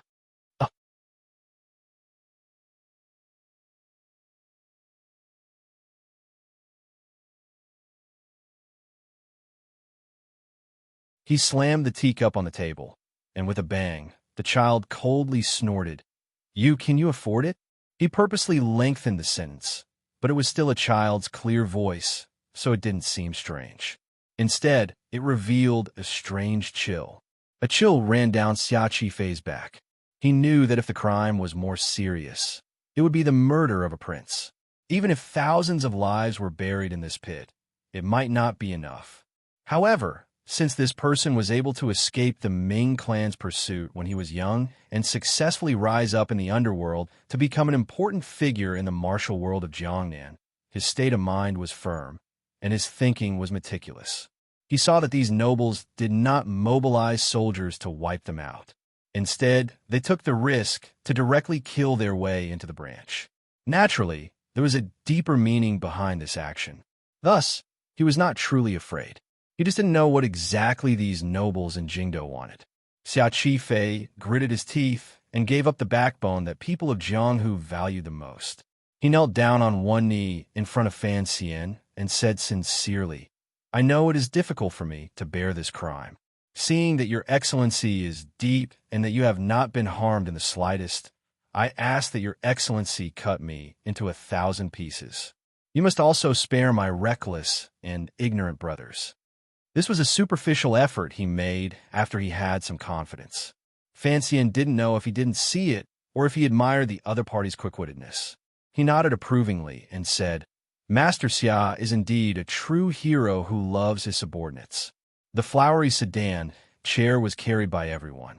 At this moment, Xia Qifei's way of referring to himself had already changed from I to Xia, and then Xia to a commoner. His aura became lower and lower. However, Fan Xian went from directly calling him by his name to Master Xia, until now, Master Xia. Step by step, he was acknowledging that the other party had a certain speaking identity. Fan Xian only said one sentence and then stopped. To the side, the third prince's heart chilled. He knew that his teacher didn't like him interrupting earlier, so he wanted him to play the role of the villain. However, as a prince, he would not be afraid of the so-called Jianghu's grudges. In a clear voice, he said, Master Xia's words came a bit too late. The bandits that night have all been killed by the guards and thrown into the river. Xia Qifei was stunned. He hadn't thought that these Jingdo officials would be even more ruthless than bandits. They didn't even leave a single life behind. It was as if he could see the bodies of Guan Wumei and his brothers floating in the river. His heart ached, and his anger rose wildly. However, his face only showed sorrow and no grudge. He was truly a skilled actor. Fan Xian said evenly, "The way I do things is different from your rules. Since those people came on the boat and used knives, naturally, they cannot be left with their lives. If I truly soften my heart and let them go, once this matter gets back to Jingdo and the court is angry, I'm afraid their fates will be even worse. It will also bring disaster to their families." Xia Qifei was silent and didn't say anything. A moment later, he repeated his initial words, "What orders do you have for coming here today?" The other party's words had already been made clear. The matter of the robbery on the boat would temporarily be washed clean with the blood of a dozen brothers. This matter would be put aside, so naturally they would discuss other matters. Fan Xian waved his hand. All of his subordinates accepted their orders and left the outer hall. The third prince jumped down from his chair and also prepared to leave. Unexpectedly, he stayed behind. There were only 3 people left in the room. No one knew what kind of struggle and whispers were going on in Xia Qifei's heart. For a figure of the underworld like him, to be able to see 2 princes at the same time was a blessing he had never imagined. "I am Fan Xian." Fan Xian's expression was gentle as he openly revealed his identity. Although Xia Qifei had vaguely guessed the other party's background, he still couldn't stop his heart from trembling and his legs from weakening. The story of this young man had long become a kind of legend among the people of the kingdom of Qing. He wasn't even 20 years old, but he was already the most powerful commissioner in the Overwatch Council. He composed poems in front of the palace, killed people on the streets, uncovered the scandal of the spring examination, went to northern Xi to fight for begonias, collected books, and came back to bully the princes. In the short span of 2 years, this originally nameless illegitimate son of an assistant minister had become the most famous person in the world. Whether it was literature, martial arts, or power, he was already at the top. Who knew how many idle conversations in the countryside? Fan Xian had already become the object of envy and longing for all young men. This included Xia Qifei. Furthermore, because of his past, Xia Qifei felt some admiration for the commissioner he had never met. But now, he had offended the commissioner. Xia Qifei knew all too well what would happen to those who offended Fan Xian. Roughly speaking, those who had fallen to Fan Xian's hands included the former Minister of Rights, Guiyu, the Minister of Justice, Han Jiwei, and the Imperial Censor of the Left, Guizheng. Because of this young man, the Imperial Censor of the Imperial Censor had been beaten twice, the second prince had been placed under house arrest, and the eldest princess had been forced to hand over the palace treasury. Fan Xian's identity became more and more bizarre with all these things. The son-in-law of the prime minister, the illegitimate son of the emperor. For the people of the wilderness around the Qin kingdom, the people in matters in the center of Jingdou always carried a natural air of mystery. For a person like Fan Xian, even his name was embroidered with gold, making it hard for people to look at him directly. Regardless of what Xia Qifei was thinking, his face was still full of shock. He neatly straightened the front of his robe and knelt on the ground, giving Fan Xian a heavy bow. Commoner Xia Qifei greets the commissioner. After a long silence, Fan Xian did not let him rise. He only looked at him with great interest. A moment later, he said quietly, "Seventh young master of the Ming dynasty, I truly hope you can be more sincere. At least when you bow, it is best if you use your real name." Xia Qifei's pupils constricted. He suddenly raised his head and looked directly into Fan Xian's seemingly warm but actually aggressive eyes. His right hand had already unconsciously dropped down, ready to launch a thunderous strike at any moment. Seventh young master of the Ming dynasty. These 3 words, which he had not heard in a long time, burrowed into his ears like 2 poisonous snakes tearing at Xia Qifei's brain. Amidst his incomparable shock, a ruthlessness grew in his heart. How could the other person know of his past? If this news got out, how could that large family that had been deeply rooted in Jiangnan for 100 years let him go? Even if he had the Jiangnan water bandits, there was no chance of victory. There is no need to feel for the dagger in your boots. Fan Xian didn't know that Xia Qifei was thinking so many twists and turns his heart. He only watched his movements and couldn't resist smiling. Of course, Master Xia knows. What I'm best at is this kind of thing. Fan Xian made a gesture to help him up. Xia Qifei took the opportunity to stand, but his entire person was still in a completely alert state. His ears listened to the movements outside the room. He didn't know if the arrangements he had the advisor make earlier had been completed. In this dangerous situation, although he guessed that Commissioner Fan might be threatening him or something, he still had a plan for the worst and prepare for a life and death struggle. It was as if the third prince did not sense the danger and watched the conversation between the two with great interest. Your mother was probably beaten to death by the old matriarch of the current Ming family. Fan Xian was combing through the intelligence reports in the council. Xia Qifei's eyes reddened. It was as if he was ready to charge forward and kill Fan Xian at any moment. As the head of the water bandits, he knew who he was facing. The 9th-level Commissioner Fan was a figure comparable to Northern Qi's Haidang. Even if he risked his life, he would not be able to kill him on the spot. Ever since you were a child, you were abused by that big brother of yours.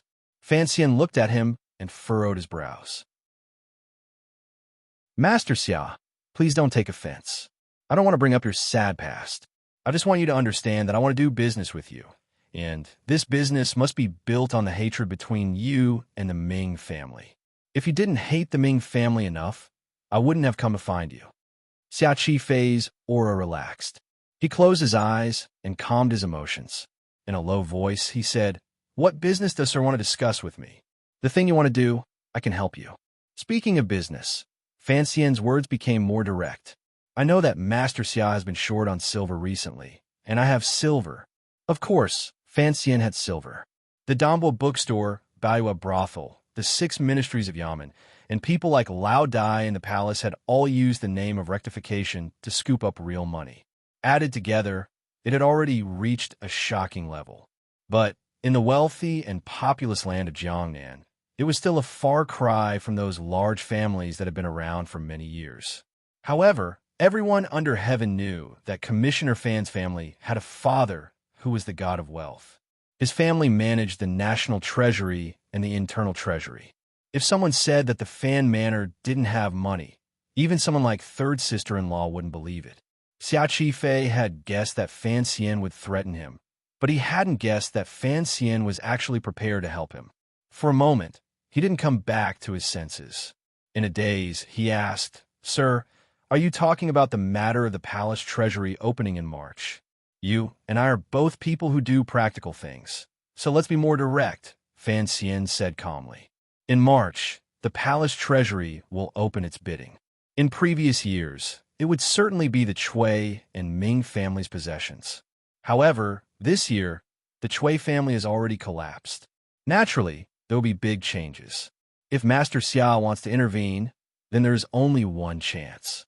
Unfortunately, I will be presiding over this matter this year. I will give you the right to enter and enough silver to take over the relevant shares." In reality, no one knew that Fan Xian had a sum of silver in his hands. This was where his greatest confidence came from. Xia Qifei furrowed his brows tightly. A moment later, he replied, "The commissioner is generous." He didn't immediately reply because he knew what a terrifying organization the Overwatch Council was. Those who were hooked to the Overwatch Council could often only pay with their lives in the end. If Fan Xian knew what he was thinking, he would give him a more fitting description, making a deal with the devil. "Explain what I need you to do." Fan Xian didn't care about the other party's retreat. He smiled warmly and laid out his price. "The water bandits are yours. If you succeed in the future, the Ming family will also be yours. I won't even directly ask for the relevant profits." Xia Qifei's brows furrowed even tighter. There was no such kind Overwatch Council official in the world. As expected, after Fan Xian took a sip of cold tea, he very naturally said, "What should be yours is yours, but this person must be of the Overwatch Council." After Fan Xian said this, he took out a seemingly simple-looking token from his clothes and gently placed it on the smooth surface of the blackwood table. In a quiet voice, he said, "The 4th Bureau of the Overwatch Council Station in Jiangnan Road, the rank is not high. Don't feel wronged." Wronged?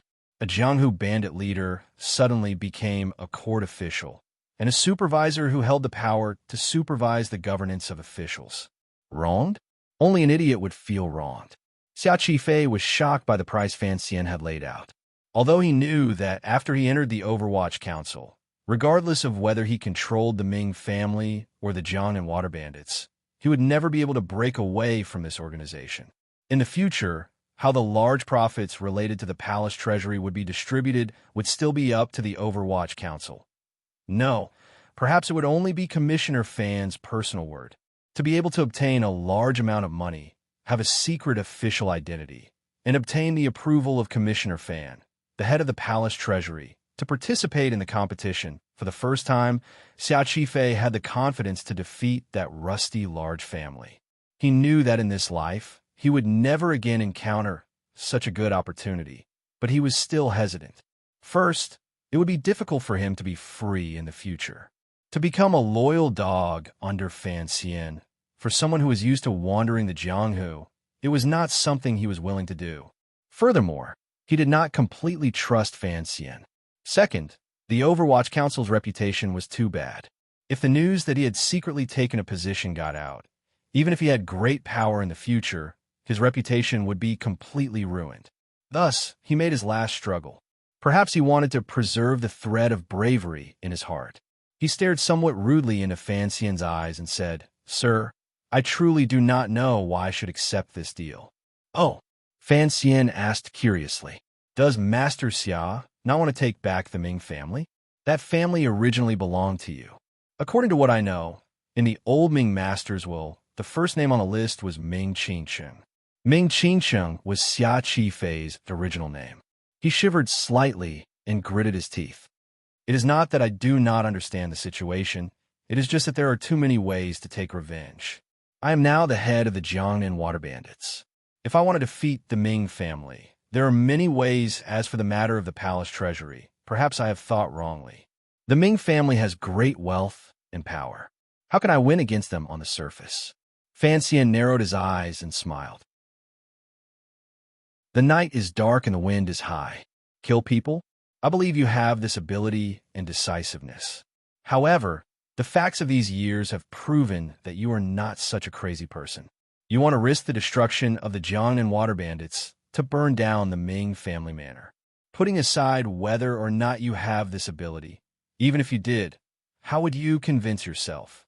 The water bandits are wanted by the government, and the orphan and widow are homeless in the world. Is this a scene you want to see? Or do you think that with this kind of ending, after you die happily, you will still have the face to see the old bandit master who saved you, helped you to your position, and treated you with kindness as heavy as a mountain? He spoke in an orderly manner. His imposing manner was not very aggressive, but it was precisely like this that he gently pointed out the weak spot in Xia Qifei's heart. His powerful persuasiveness began to invade Xia Qifei's thoughts along with his analysis, causing his expression to darken.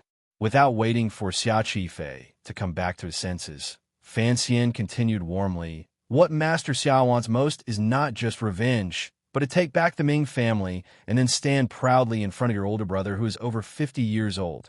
If killing people could solve the problem, you wouldn't have waited so many years and used brute force to do things. The Jiangnan water bandits have been destroyed.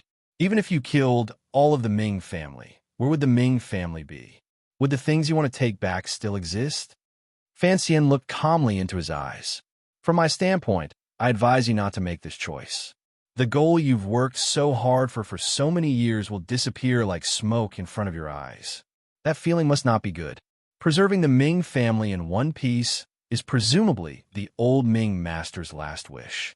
Although the Ming family has treated you detestable and sinister, your father did not owe you and your mother anything." Xia Qifei stood silently where he was, motionless. It was as if he was still digesting Fan Xian's words. This man, who was used to being on the edge of a knife's edge, suddenly thought of a reality. The young man in front of him had many similarities to his own experiences. Was he also seeking to take back what originally belonged to him? For example, the palace treasury. That was originally the Yi family's property. Did he want to completely take it back? Fan Xian was not angry because of his tactful refusal earlier. Rather, he patiently waited for the result of his thoughts. He had confidence in his words. More importantly, he had confidence in the seventh young master of the Ming family. Their similar backgrounds allowed Fan Xian to clearly capture the other's true thoughts. "Master Xia, what you want is the Ming family's property, not a few hundred heads." After a long silence, Xia Qifei threw out his last question. "Commissioner, there is one thing I do not understand. Please speak. Naturally, your trip this time is to prepare to take over the palace treasury. The Chui and Ming families have controlled the external supply channels for a long time. They are too deeply connected to that side. Naturally, you have to deal with them." Xia Qifei forcefully swallowed the words "eldest princess." His face flushed slightly. "But why do you think so highly of me? Given your power and position, you can easily destroy the Chui family. Getting rid of the Ming family would not be a difficult matter. You can completely do this yourself and do not need me to do anything." The Chui family. Fan Xian shook his head. "Their situation is different from the Ming family. As for why I have not appeared, it is not convenient for me to do so." The word "not convenient" was the true meaning of officialdom. He was the commissioner of the Overwatch Council, and now he also had to manage the palace treasury. The rules of the court were strict. The palace treasury was only responsible for the production, but the export had to be obtained by private merchants. Whether it was council business or private business, it was impossible for Fan Xian to stand on the stage.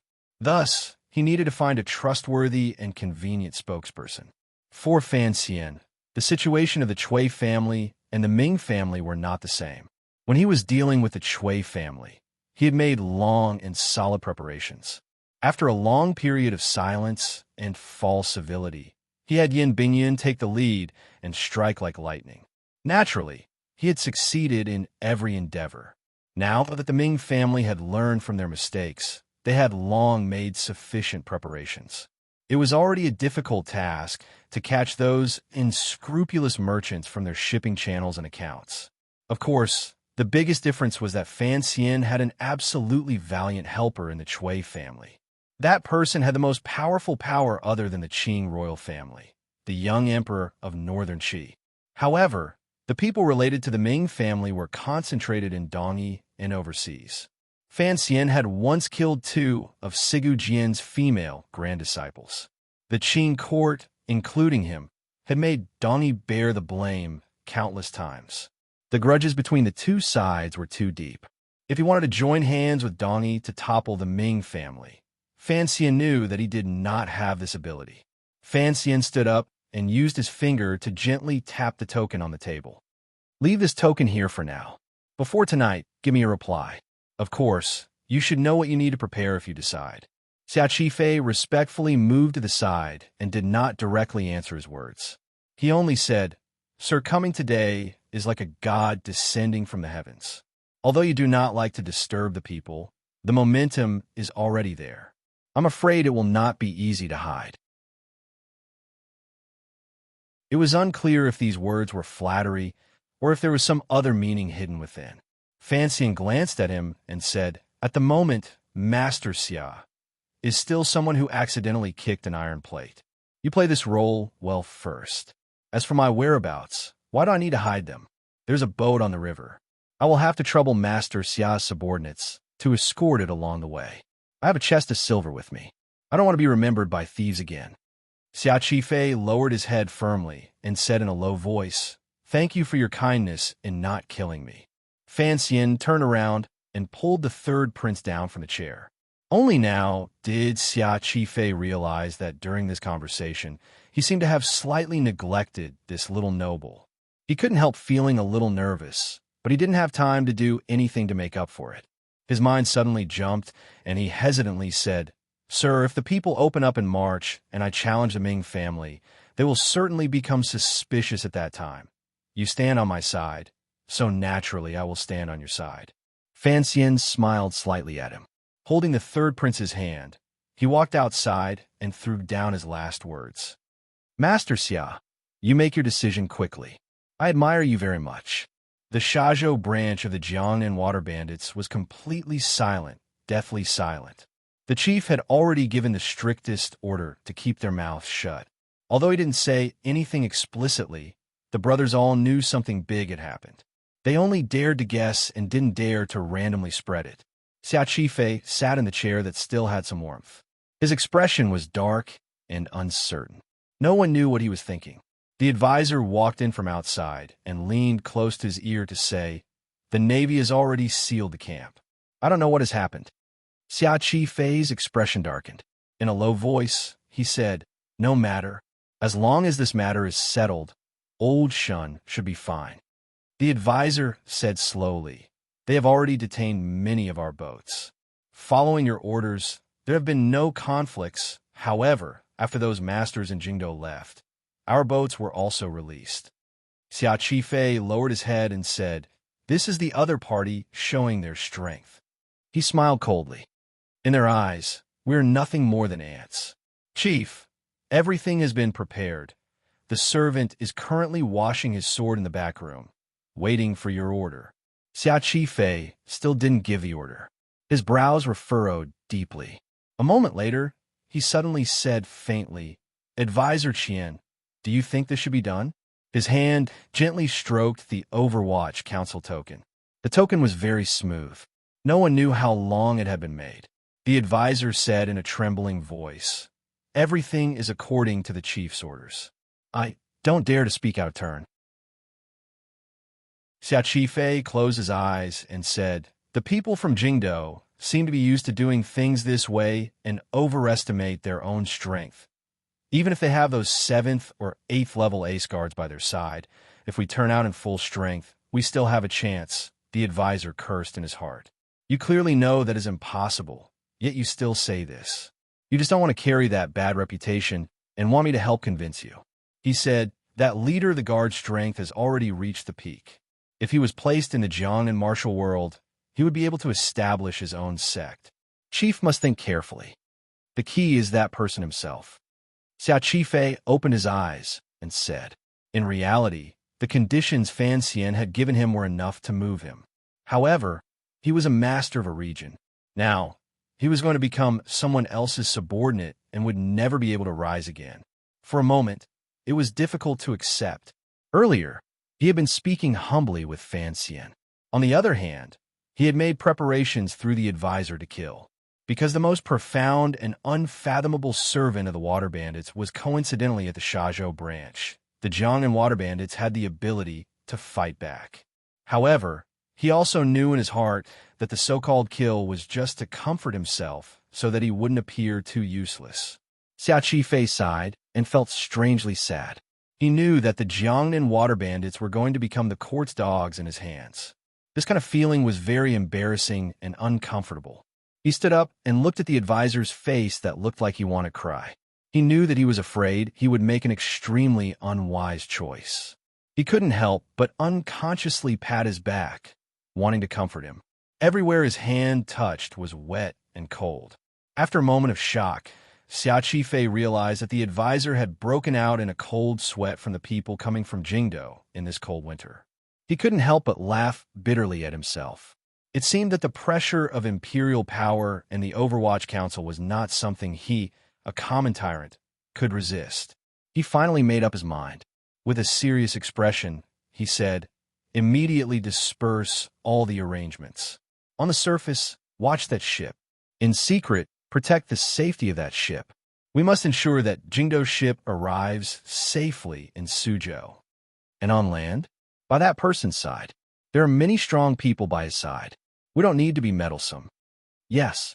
The advisor nodded his head in agreement. He then furrowed his brows and said, but the old servant, he is preparing to make a move. Xiao Qifei fell silent. He knew that this matter was complicated. The matter of secretly defecting to the Overwatch Council could not be exposed too early in the Jianghu. Otherwise, he would not be able to control it, and the pressure outside would also increase. As for the old servant, that was even more troublesome. This servant was the most mysterious ace of the Jiang and Water Bandits. In terms of seniority, he was the uncle of the old bandit master and his own granduncle disciple. He rarely made a move, but he was the secret treasure of the Jiang and Water Bandits. If that old-fashioned and stubborn old servant knew that he, an outsider master, wanted to completely rely on the government, Xiao Qifei suddenly shivered. Only now did he realize that he seemed to have underestimated the complexity of the matter. After a moment of silence, a ruthless expression suddenly appeared on his face. In a low voice, he said, go summon the personal guards of the inner hall. The advisor's heart chilled. He knew that the master of the Jiangnan Water Bandits was preparing to get rid of the old servant because of that matter. But could they do it? An hour later, the head of the Jiangnan Water Bandits, Xiao Qifei, carried a bowl of chicken soup and respectfully came to the back garden, preparing to offer it to the most special person in the Water Bandits, the old servant. Behind him hid his most trusted assassins, hoping to finish the job in one fell swoop. He stood outside the door for a while, but no one came to open the door. The courtyard was deathly silent. Xiao Qifei pushed open the door and walked in.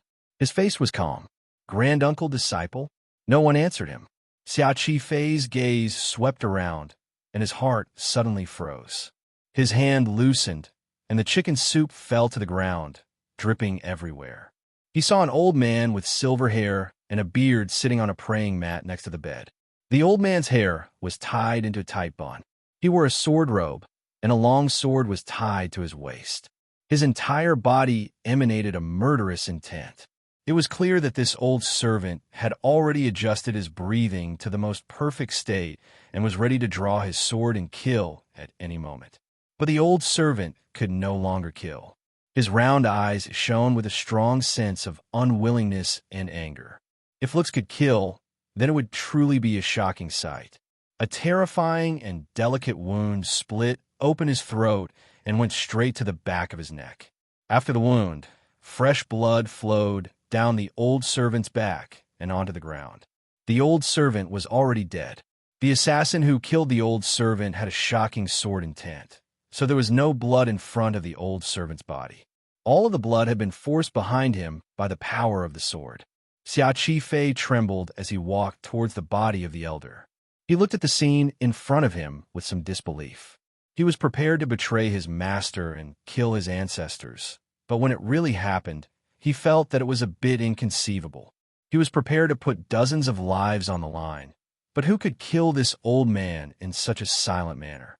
A note floated down. Xia Qifei glanced at it with a panicked gaze. He only saw that it said, "You had that thought, but I still gave you a chance. He had a murderous intent, so I killed him." The body of the Jiangnan water bandit leader began to tremble uncontrollably. It was not until now that he truly understood the power of the Overwatch Council. It was not something a gang could contend against. The other party was helping him clear the last obstacle to his surrender. It was also a final invitation and warning to him. The following does not count as text. After I woke up today, there was a power outage. My mother and my retired colleagues went out to play. Only my father, brother-in-law, and I were left at home. The three men stayed in the quiet room in a daze. I didn't know when the electricity would come back. I was worried. It was not until the afternoon that someone finally thought to ask the property management. They were shocked to find that the entire area had electricity. Our unit also had electricity. Even the door opposite had electricity. The three men were shocked, but also happy. They thought that there was a problem with the wiring in the house. They could use this opportunity to show off their skills, so they began to work everywhere. In the end, after a long time, the three fake electricians still could not figure out what was going on. It was not until the end that they discovered that the power outside had been cut off by the Electricity Bureau, that their home owed electricity.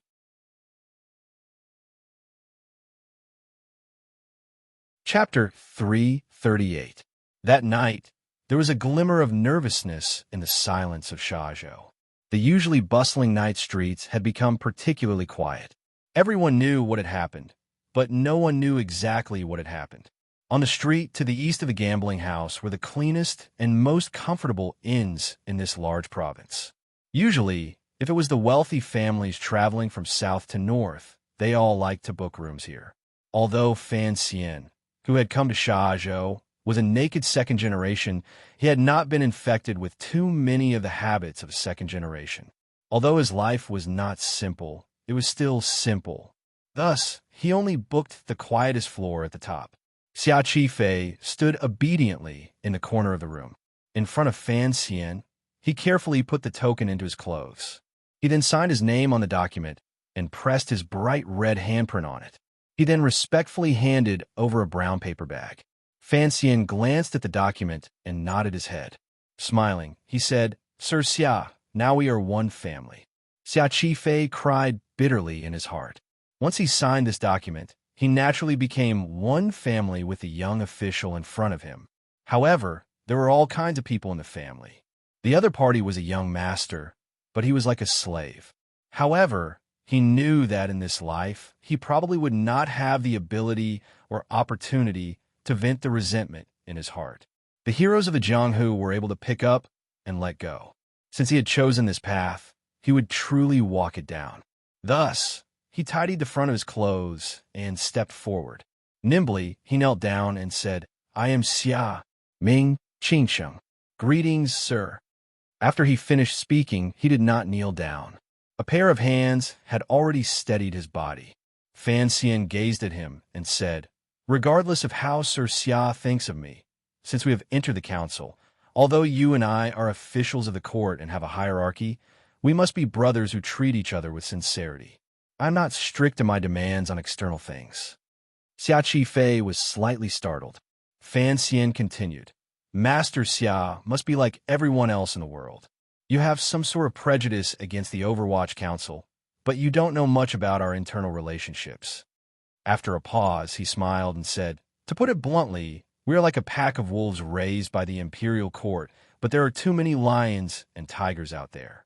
If we want to survive, work for the imperial court, and work for the benefit of the people, then don't care about those filthy words. The key is our internal unity. A pack of wolves can have a leader, but there will never be internal strife. Xiao Qifei frowned and replied, "This subordinate understands." "You don't understand," Fan Xian said very straightforwardly. "I know these words are very boring and empty words, but let's take it slowly. You will experience this kind of feeling in the future in council affairs." "Yes, I understand you. After all, you are a hero of your generation. Previously, you were purposely suppressed by me in the division, so you must feel a bit uncomfortable." Xiao Qifei's heart trembled. Fan Xian's expression softened.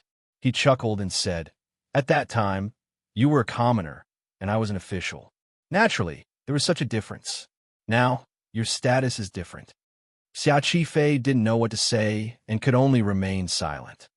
The people are so stupid. So, you can use them and take care of them, but you can't trust them. You can't let them have some kind of wrong judgment and want to climb on top of you. As an official of the Overwatch Council, although I stand on the side of the Emperor and the commoners to supervise the governance, I can only trust the Emperor. The commoners, the Overwatch Council only needs to maintain enough authority and pressure. Of course, this is just my personal feeling. Fan Xian gently rolled up his sleeves. It may not be correct. The people were forgetful. Ever since that rainy night, Fan Xian's heart had grown cold. Later, the longer he stayed in Jingdo, the colder his heart became. He had long taken Uncle Wu Zhu's words as an understanding of life. There was no one you could trust in this world. Other than individual people, the people you couldn't trust also included the Qin Kingdom's muddle-headed commoners. Naturally, this also included the Emperor. However, Fan Xian would never voice these thoughts out loud at any time. In the room, other than Fan Xian and Fan Xian, there was only Su Wanmao of the Qinian unit. Fan Xian pointed at Su Wanmao and said, "Sir Su, I transferred you from the first bureau to my side. I don't think you have any desire to work by my side, but if you want to enter the capital in the future, it is not impossible."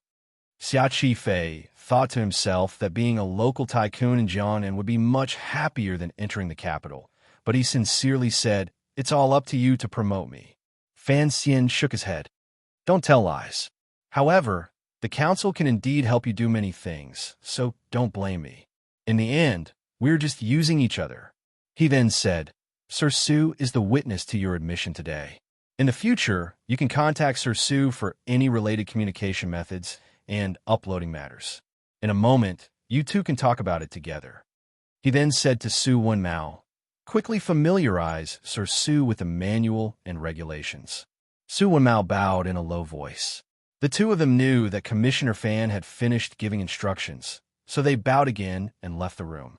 As soon as the two of them left the room, the third prince's small body floated out from the inner suite like a ghost. He walked to Fan Xian's side and quietly asked, "Teacher, is this how the Overwatch Council accepts people? This is a special case." Fan Xian politely invited the third prince to sit. "What your highness heard earlier is not often seen in the council. When the Overwatch Council accepts people, they first examine them for a long time. Generally speaking, we are used to choosing people from the armies of each province. This was a habit developed when the Emperor organized the Overwatch Council before the first Northern Expedition.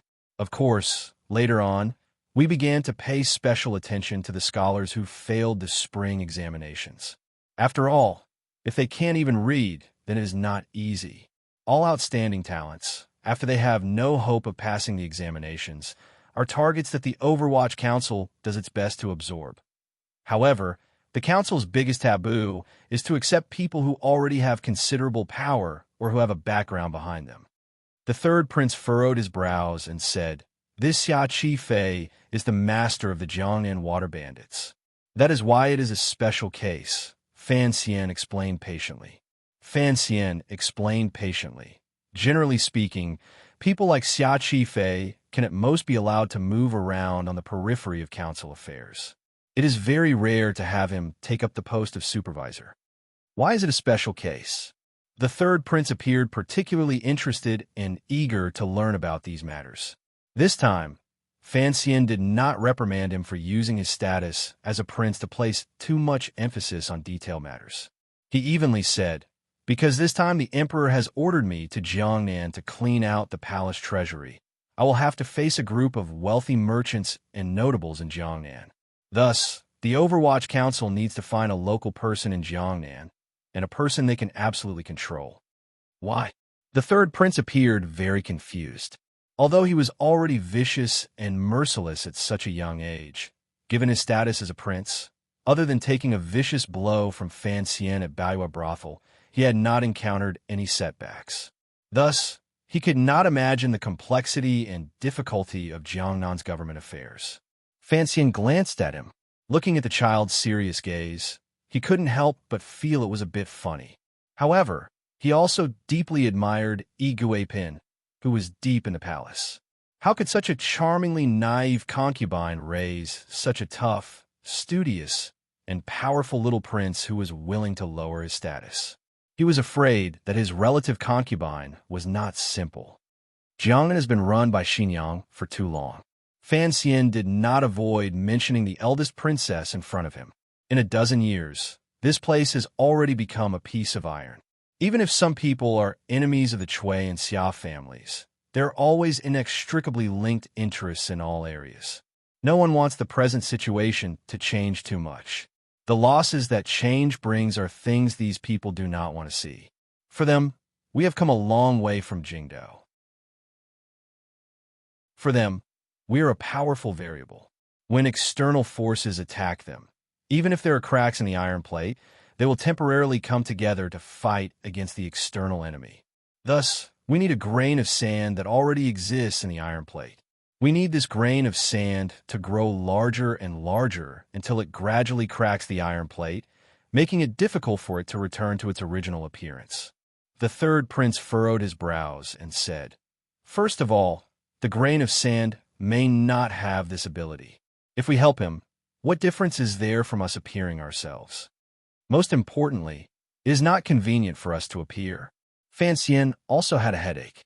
He sighed and said, "Your Highness, you don't know how deeply rooted the concept of territory is in this country. I can have Shaoshi open a branch of Baiwa Brothel and have Dambo Bookstore open throughout Suzhou. If I truly touch on the fundamental interests of the Jiangnan people, I'm afraid it will provoke a collective attack." A collective attack? Who would it be? The Ming family, the richest merchant family in Jiangnan. I have killed a few young masters, so the salt merchants who have a deep hatred for me. The officials of all levels who have long been fed by the eldest princess. Starting with the second-level Admiral Ling of Jiangnan Road, all the way to the old soldiers guarding the city gates in Suzhou. Fan Xian smiled like he was playing a game and moved his fingers. The shopkeepers of all levels in the palace treasury, the girls selling prostitutes on the street, the old men performing in front of the temples. As long as they are Jiangnan people, they will not like us giving orders. The third prince paused slightly and said sinisterly, "If they want to attack, then attack. Am I supposed to be afraid of them?" "I'm not afraid of being afraid," Fan Xian said, amused. "But what is that saying? The law does not punish the masses. If Jiangnan truly becomes chaotic, these people from all walks of life have plenty of ways to make the people full of grievances and have no way of making a living. If that day really comes, do you think the court in Jingdou will discuss whether they will chop off tens of thousands of heads to give me courage or remove my black veil to appease the people of Jiangnan?" The third prince paused and thought to himself. Given father's personality, Fan Xian would certainly not suffer much, but he would still move him back to the capital. Once he thought of how, as the teacher of the third prince, he would be made to suffer so much, the third prince felt very depressed in his heart. Fan Xian seemed to guess what he was thinking and laughed out loud. "Of course, the matter is not so troublesome. Your Highness also knows that the Overwatch Council is not to be trifled with, and the Emperor cannot be completely gentle. I am only estimating the situation to be a bit more difficult." His smile gradually faded. Calmly, he said, "If I really have to kill people to establish power, I don't mind carrying this infamy." The third prince shook his head and thought that if he really killed too many people, it would not be easy to clean up the matter. If the imperial censorate in the capital started to make a fuss again, could Father really beat the imperial censors to death? Father was an emperor who wanted to leave his name in the annals of history. It would be better to have Xia Qifei, who had just been subdued, kill them. His eyes lit up, but he didn't dare tell his teacher of his sudden inspiration. He had no idea that his teacher, who appeared gentle but was actually ruthless, had made such a lowly arrangement. Cough, cough. He coughed twice and said, "Then what about the Navy?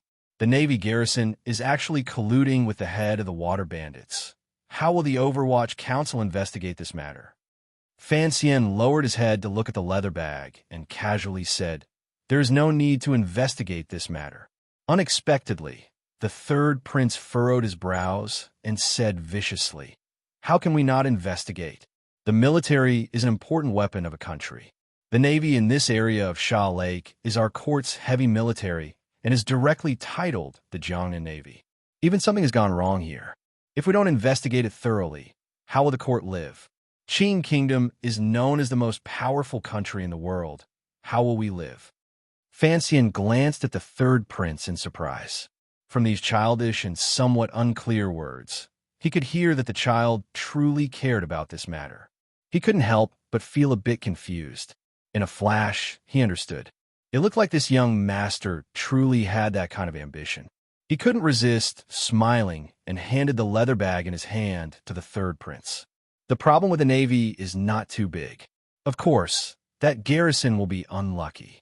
I think the Admiral of the Navy will have to give me an explanation after this matter happens," he said quietly. The river was also a test. The Navy's military discipline is not bad. The third prince didn't want to continue. He only lowered his head and flipped through the things in the leather bag. The more he looked, the more frightened he became. On it were all the secret communications between the Jiangnan water bandits and the various officials these years. The accounts were clear. Although it was impossible for the names of the officials to be signed on the receipts, if they would really investigate, they would probably be able to uncover a number of officials. Fan Xian said, "This is the so-called proof of allegiance. Xia Qifei giving these things to me is the same as giving the heads of those officials and himself to me. Only after both sides have revealed everything can everyone be at ease." The third prince suddenly raised his head and said with some disbelief, "Xia Qifei is going to continue to be a spy." "Your Highness understands very quickly. You are indeed intelligent," Fan Xian said with praise. "If we want to capture these officials, we'll capture them. It's just a matter of time. If they still don't understand the situation and want to stand against the court, then they will be captured. As for Xia Qifei, he will continue to be the master of the Jiangnan water bandits and continue to make friends with the Navy and the various officials." This is very good. From Fan Xian's standpoint, the so-called opposing side of the court was naturally the side in Xinjiang. The third prince gazed at Fan Xian excitedly and said, "Teacher, good plan." Fan Xian rubbed his hair and smiled self-mockingly. What kind of *T good plan is this? Everyone can think of it. However, no one has as many resources as the Overwatch Council. If we can't find out Xia Qifei's background, then we can't control him. Naturally, we can't do anything. It was rare to hear him say a swear word, but the third prince laughed and said, "Teacher, you are an immortal poet of your generation. So, you also know how to swear." Fan Xian laughed even louder. "What *T immortal poet? Even an immortal poet has to go to the bathroom. Master Zhuang still has 2 concubines. How can there be a person in this world who is completely made of crystal from the inside out? Even if there is, I'm afraid it would freeze everyone around him to death." The third prince chuckled and suddenly asked mischievously, "Could it be Father also knows how to swear?" Fan Xian was startled. Looking at the child, he became angry. This was forcing him to lie. He really wanted to swear. He laughed and scolded, "Go back and ask your wife." After talking and laughing for a while, the atmosphere became much more relaxed. The third prince suddenly thought of what Xia Qifei had said earlier and asked with great interest, "Teacher, I heard the head thief say that in a few days There will be some kind of meeting by West Lake to evaluate the martial cultivation of the heroes of Jiangnan. It is a rare occasion. Let's also go and see. Vulgar, so vulgar. Fan Xian smiled. It is just a fight between some common people. Your Highness is a prince. Why go and join in the excitement? Jiang Hu, the third prince said with a worried frown. I'm truly curious. His eyes lit up. Teacher is a rarely seen 9th level ace. When the time comes, you can disguise yourself and fight for the position of alliance leader. Wouldn't that be a wonderful thing? In the future, you can write it into a story and spread it under heaven. More and more vulgar. Fan Xian smiled. If I really did that, who knows how it would spread in Jingdou? It would be more than enough to write me a dozen chapters. In the end, the emperor would still criticize me for being young and impulsive. Besides, with you by my side, how could I personally go to dangerous places?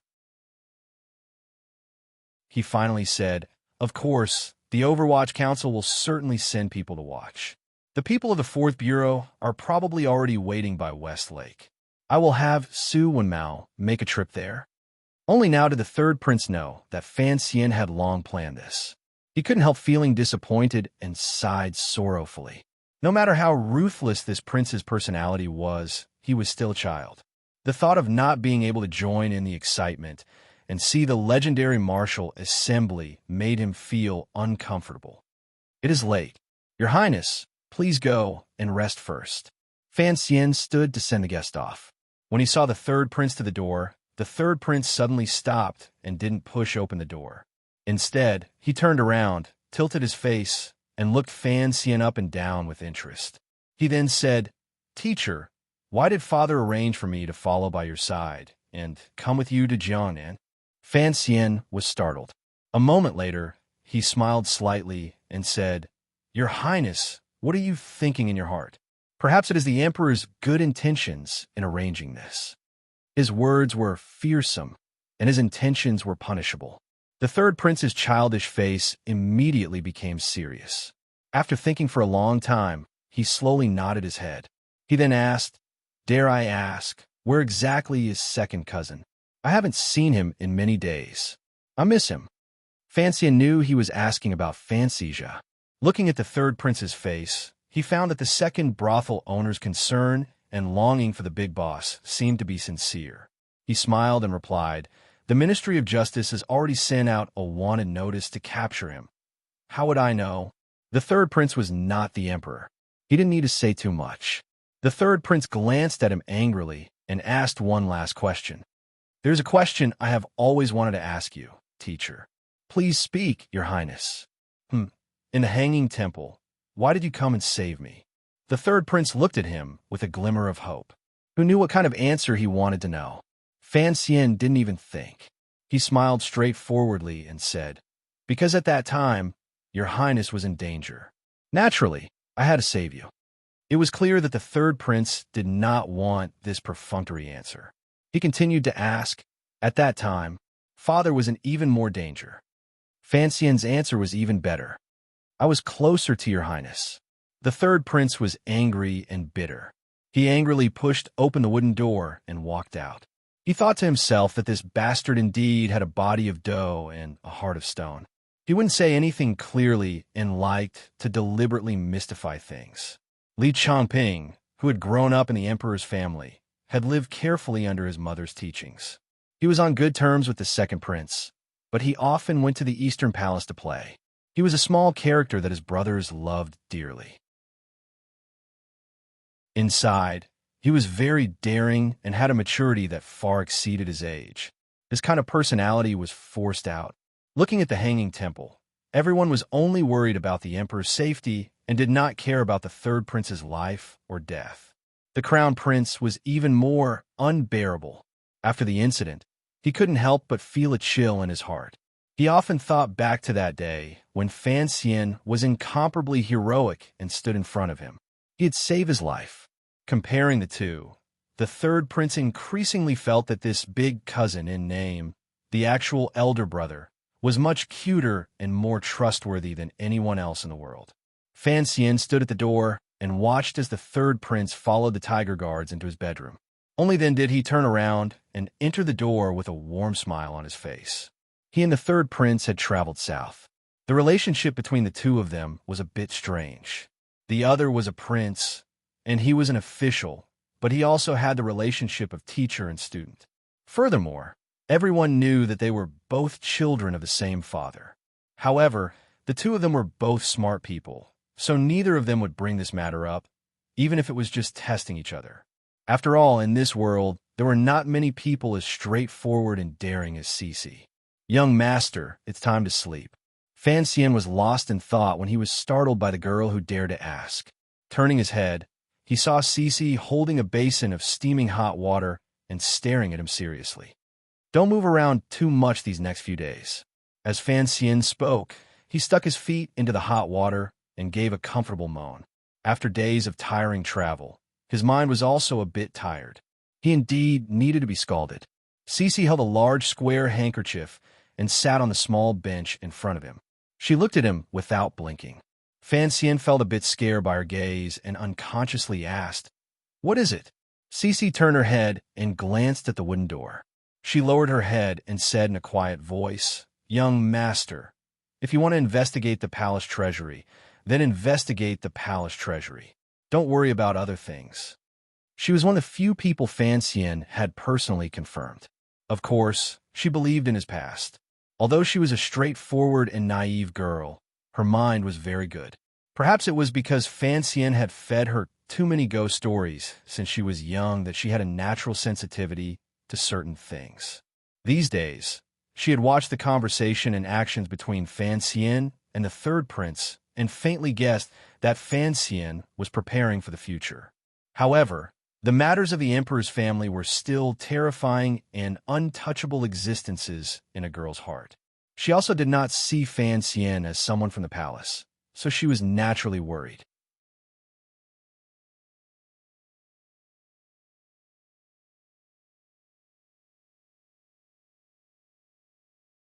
He smiled and said, "It's not like I have to return to Danzhou. Northern Qi, Dongyi, Nanyue, the Western Man, and even the countries on the other side of the sea. We have to go visit them all. Only then will we not have wasted our lives. We can ride horses on the grasslands and take a boat on the ocean. We can walk slowly and see slowly. The barbarians in the West eat people," Cece said in horror. Speaking of the Western Man, Fan Xian couldn't help but think of the newest council report. He shook his head to clear his thoughts and returned to the present. He knew that what he said earlier was a seemingly beautiful but difficult to achieve ideal. However, he was already satisfied with his present life, other than that major matter. At this moment, Cece was still counting on her fingers. There are still 12 years. What does the young master prepare to do? Do what? Fan Xian said very seriously. Of course, is to be a capable and powerful official. Above, I will be loyal to the emperor of the court.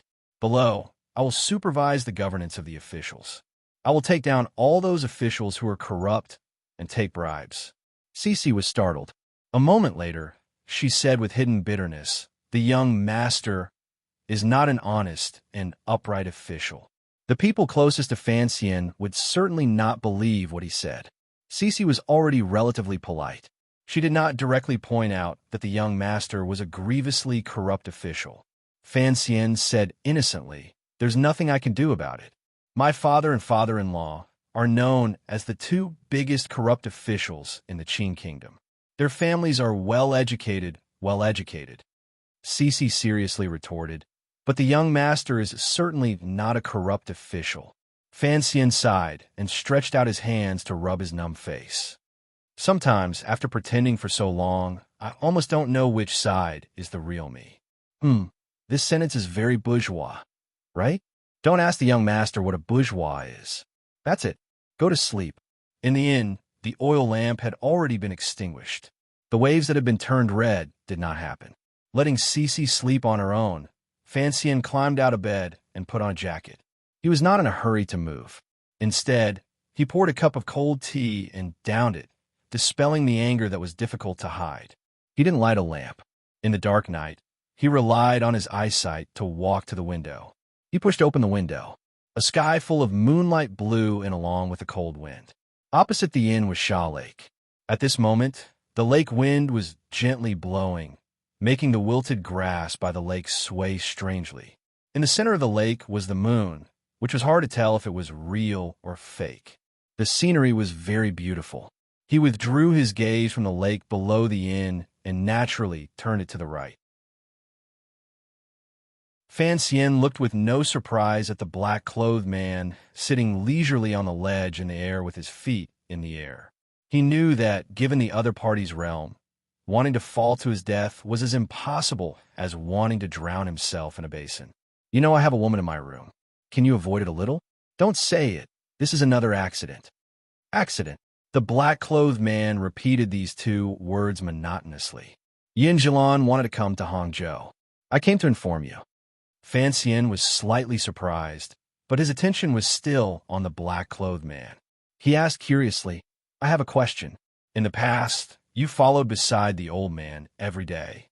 Did you never sleep?" The black-clothed man didn't answer this question. "What happened to your white clothes? Although I don't know if that was your true appearance, you were much more handsome then." The black-clothed man remained silent. Although he was Fan Xian's subordinate, his status and power already allowed him to not answer too many of these boring and childish questions. "I have a great question. You are always so mysterious and unpredictable. Even the Emperor doesn't know you. Then, how are you leading the 6th Bureau? You have to know, you are the true leader of the 6th Bureau. That man is only an agent. I have my ways." This matter involved official business. The most powerful assassin in the Qin Kingdom, the Shadow, finally opened his mouth to speak. "Also, can you talk a little more? I know you worship that elder in my family, but you are not the same as him. You have to understand your identity as a civil servant. From the capital until now, you have only said 3 sentences to me. I'm very unhappy. There's a question I have always wanted to ask, but I have never had the chance to get an answer from you." In front of the Shadow, Fan Xian seemed more and more like a chatterbox. The Shadow hesitated a little and opened his mouth. "Sir, please ask." A glimmer of a smile rose to the corner of Fan Xian's mouth. "The question is, you stabbed me with a knife. How are you going to compensate me? Please allow me to be long-winded. In any case, everyone thinks I'm long-winded. Yesterday, I was electrocuted. Later, when I looked at the bill, my whole family vomited blood. The total owed is $11.60. So, please understand, I do not have financial problems. This only shows that my whole family is very lazy. But yesterday, there were many kind-hearted people in the book review section who sympathized with me and helped me get monthly votes. This made me very proud. So, I say I am poor. Please give me more monthly votes. As for the matter of getting votes and monthly votes, I will write a short chapter at the end of the month to explain my thoughts. Of course, I think Fan Xian's thoughts are not correct. They are extremely hypocritical. Hypocritical to the point of being cute. Let me repeat, please do not equate the characters in the novel with the author. I am noble and pure. To be continued. If you want to know what happens next, please go to www.cmfu.com. There are more chapters. Support the author. Support the original reading.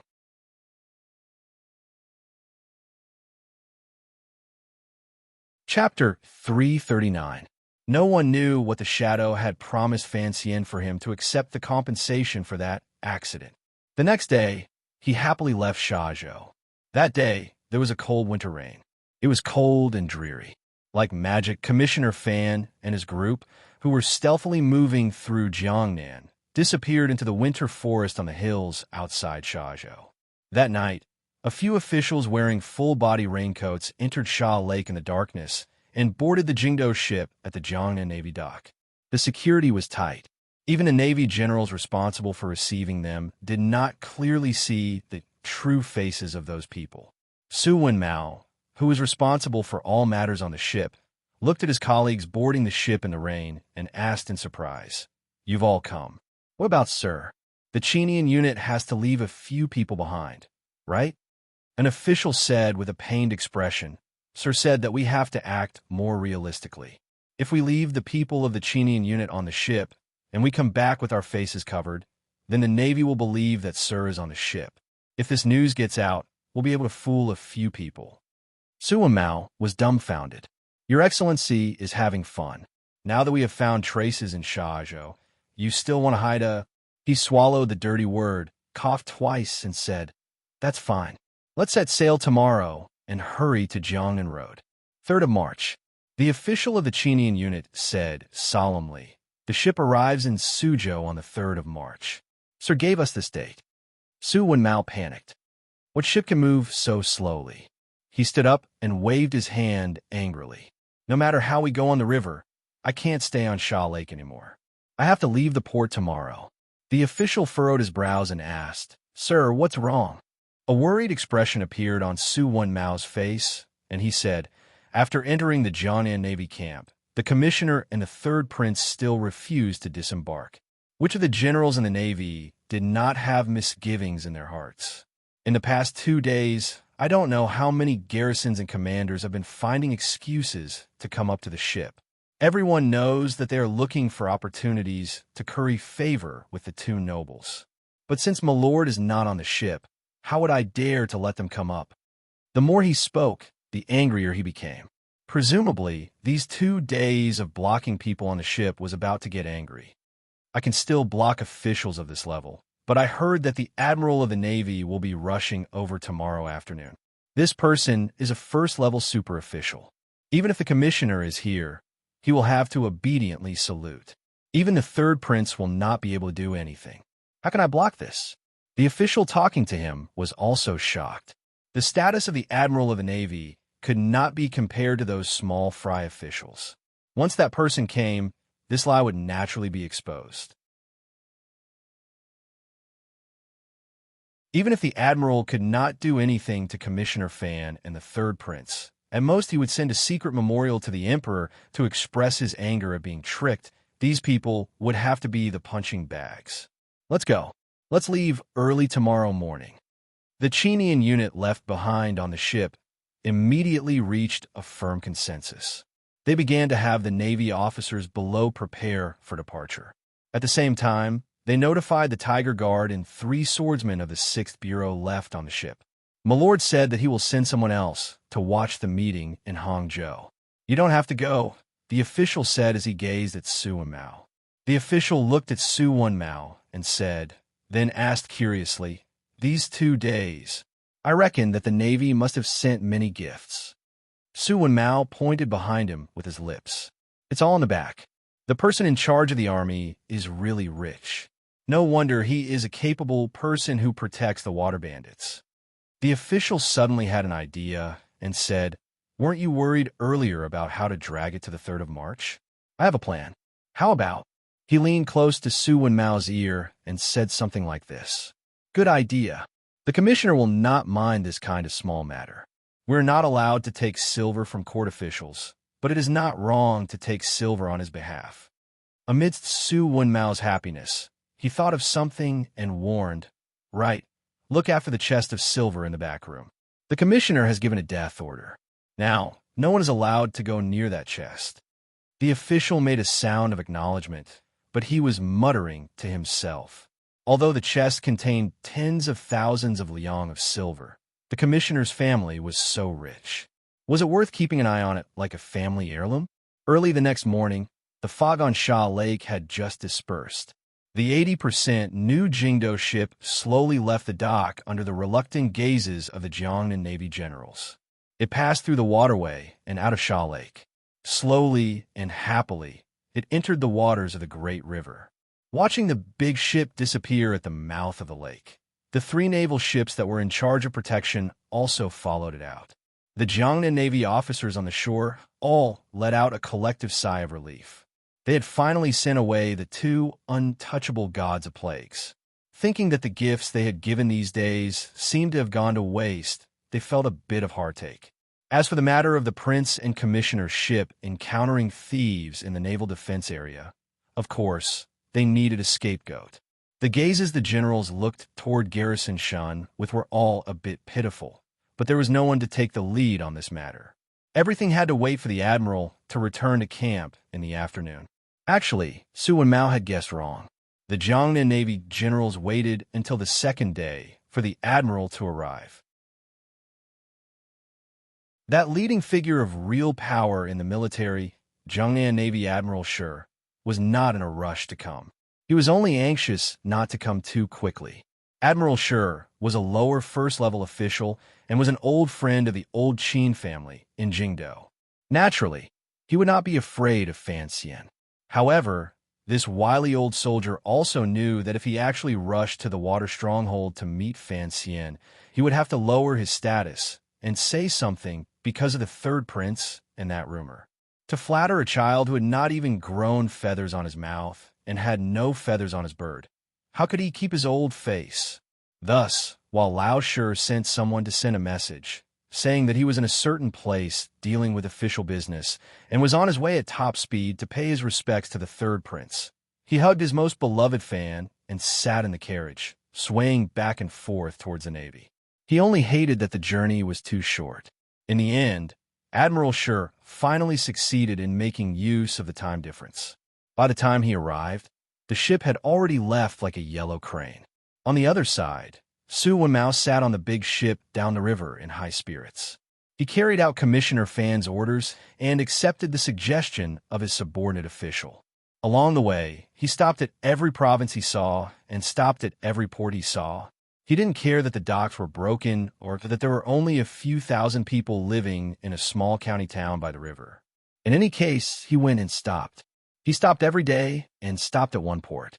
The ship's movements were strange, but it caused the entire Jiangnan Roads officialdom to be in chaos. Everyone knew that Commissioner Fan of the Overwatch Council and the third prince could be on the ship from Jingdou. Since it was so, wherever the ship stopped, the local officials had to go pay their respects. They also had to prepare a good banquet. They also had to have gifts on hand. At this juncture, who dared to be careless? If the upstream counties sent jade, the downstream counties could not compete. At the very least, they had to send a bag of cat's eyes, right? Our province is poor. Can we dig up a few ginseng? Our county has no money. We also have to bring a few strips of the famous pine needle and cypress smoked golden bacon. What if the two important figures on the ship are used to eating exotic delicacies and like our local food? What? The city doesn't produce anything? Quickly send workers to pull the ship for them. Over a month's time, although the officials along the river did not see the high and mighty nobles, they still used all their strength to curry favor with them. The big ship headed south and stopped at every county. Even if the place was small, they would not miss it. While the Jiangnan officials were happy about this rare opportunity to give gifts, they couldn't help but silently criticize Commissioner Fan and the third prince. Their appetites were too good. They didn't even let go of those poor counties that didn't produce anything. Don't understand? No matter how small a mosquito is, it's still meat. In a manner in Suzhou, an advisor narrowed his eyes and said, "It looks like Sir Fan has truly inherited the style of the minister. He calculates accounts very carefully." Another advisor shook his head and sighed. Official voice. Official voice. Nowadays, these young nobles don't even bother with face. He then suddenly said with disdain, "Besides, that Sir Fan Jr. is not Sir Fan Sr.'s. Shut up. How dare you discuss such a thing? Without waiting for the Overwatch Council to skin you, I will hang you alive." The serious-looking official sitting in the middle yelled angrily. After he calmed his emotions, he raised his teacup and took a sip. Don't talk behind people's backs. As long as they are willing to accept silver, it's fine. Jiangnan lacks everything but silver. The official closed his eyes and muttered to himself for a moment. With slight worry, he said, "I'm afraid it's just a smokescreen that the commissioner is putting out. Who knows? Besides, who knows whether or not he is still on that ship? I heard from the gentleman heading south that Sir Fan's carriages are still heading toward Danzhou. Along the way, he has collected a lot of silver." On the official road in the Central Plains, the group with the most people was under the lead of the fake Fan Xian, carrying a group of servants, guards, and shopkeepers of Qingyu Hall toward Danzhou. On the river, Su Wenmao steered the big ship and joyfully carried out his gilded journey. He didn't know that he would be rained down on by Fan Xian in the future. A few pieces of news mixed together and confused the Jiangnan officials. They didn't know exactly where Commissioner Fan was. Even if some clever people guessed that Fan Xian might have other plans, they were unable to grasp any useful information. The people of the Second Bureau of the Overwatch Council were in Jiangnan, covering the true whereabouts of Fan Xian and his group. In the early February weather, spring had not arrived and winter had not left. The chill domineeringly occupied the fields and roads on both sides of the river, rejecting any hint of spring's arrival. However, the Jiangnan area was close to the sea, so it was slightly warmer than other places. Thus, there had been no snow these days. However, the mud marks that had been dug up on the official road had been blown by months of winter wind until they were incomparably dry and hard. It made the carriages moving on it jolt up and down. The people in the carriages were suffering unspeakably. Fan Xian couldn't take this hardship. He lifted the curtain and called for the carriages to stop. He jumped out of the carriage and rode his horse forward. Only then did he feel slightly more comfortable. He stretched and breathed in the slightly cold wind that blew against his face. Looking at the gutters on both sides of the official road, he couldn't help but narrow his eyes. He saw that the irrigation ditch had long run out of water. It was completely dry. If it was because the water had dried up during the winter, it would have been fine. The problem was that there were weeds as tall as a person growing in the ditch. Smoke slowly grew along the ditch. It looked barren and had no end in sight. He was a little puzzled. He thought to himself that it would only look like this if it had been working for many years. With a stomp of his feet, he stood up and looked down from above. He couldn't help but suck in a breath of cold air. He discovered that most of the ditches around the official road were in the same state. The long grass in the ditches had long been frozen to death, but they were still standing stubbornly, piercing towards the sky. How could such ditches be used for irrigation? What about when it was time to plant in spring? When Fan Xian had returned from northern Qi, he had seen that the Qing Kingdom's irrigation system was relatively complete. This Jiangnan area was the wealthiest in the world. How could it have no money to repair ditches? Did those lands not need to be planted? The official of the Fourth Bureau of the Overwatch Council who had followed him all the way from Jingdo saw the unhappiness on the commissioner's face. He patted his horse forward and explained, "It's just that this area is a bit uncultivated. Suzhou and Hangzhou are definitely not like this." Fan Xian furrowed his brows and said, "Of course, Jiangnan does not lack grain. The main thing here is that the land is thin and too much labor has been taken by the palace treasury." He laughed bitterly and helplessly and didn't continue to speak. Everyone silently followed the weedy ditches. It had been a few days since they had left Shazhou. They had shaken slowly all the way, but they were nearing Hangzhou. The group of people were all a bit tired. Fan Xian didn't have the heart to play the game of inspecting the whole way and visiting incognito. The carriage is behind. Follow up. The Fourth Bureau official's name was Wu Mai. Ever since Su Wanmao had stayed on the ship, the logistics and organization of this group had all been given to him. He could see that the commissioner was not in a good mood and couldn't say much. He could only order the people behind him to follow closely. There were many aces in these unassuming carriages. The problem was that the swordsmen of the Sixth Bureau and the Tiger Guards were not people who lived their lives. They were all old hands at solo assassinations. If they were asked to crawl into the long grass in the ditches and not eat or drink, it would be no problem for them to reach Hangzhou. However, if they were asked to go on a zero-fee tour, they appeared a bit listless. In particular, 70 li outside of Shazhou, the originally small group of people had bought 4 or 5 little girls at the foot of a mountain. They appeared to be dragging their feet and looked very much like a group of wealthy families on a tour. Speaking of that purchase, it was also a very shocking experience for Fan Xian. Presently, the Qing Kingdom was in a golden age. He had never thought that in the Jiangnan area, there would be such a thing as having to sell one's own children because they were about to starve to death. Although those pitiful people were all exiles from Jiangbei, Fan Xian still felt a bit depressed. Their group was secretly heading to Hangzhou. It was not easy to bring these people.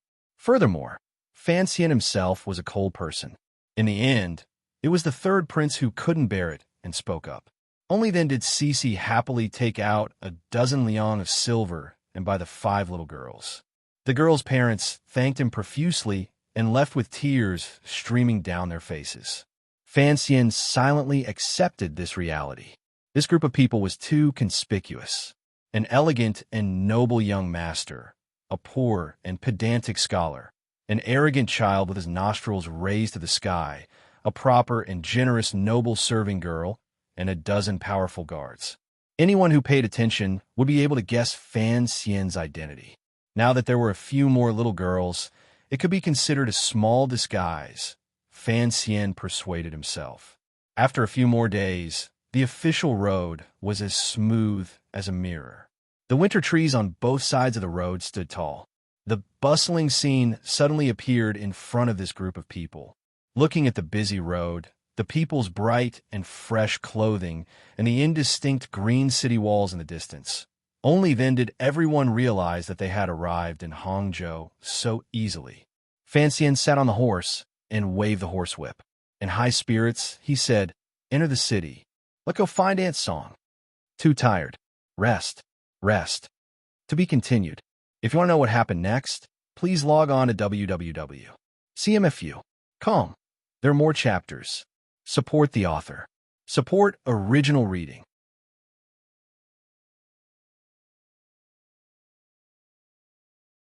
Chapter 340. Any song? Everyone's heart jumped. They wondered if the commissioner also had a lover in Hangzhou. However, all the officials in the Overwatch Council knew that in matters between men and women, Fan Xian was one of the few officials in Jingdou who was proud of himself. He was young, yet he rarely went around to provoke others. With his reputation, they must have thought wrongly. Of course, they had thought wrongly. Fan Xian was just wondering if this Hangzhou was the same as that Hangzhou, with a woman's surname Song selling fish soup. The West Lake here did not have the Sioux Causeway or the Bai Causeway, but he didn't know if there was a Jiangnan woman as pure and gentle as Shizi. After traveling the world, they had finally arrived at the Jiangnan that the literati could not forget. Fan Xian felt a little excitement in his heart. Squeezing his legs, he rode his horse in. Entering Hangzhou was very simple. Their group had long prepared the relevant travel permits and documents. They pretended to be the outpost of a large clan heading south from Wuzhou through Hangzhou. No one could see any problems with the stamp on the travel permits and documents. For the convenience of their own work, the Overwatch Council frequently used superb forgery techniques to hurt the moods of the various Yamen officials. This had become a well-practiced job. The group of people happily followed the straight road under the city gate into the city. At this time, Fan Xian had already gotten into the carriage.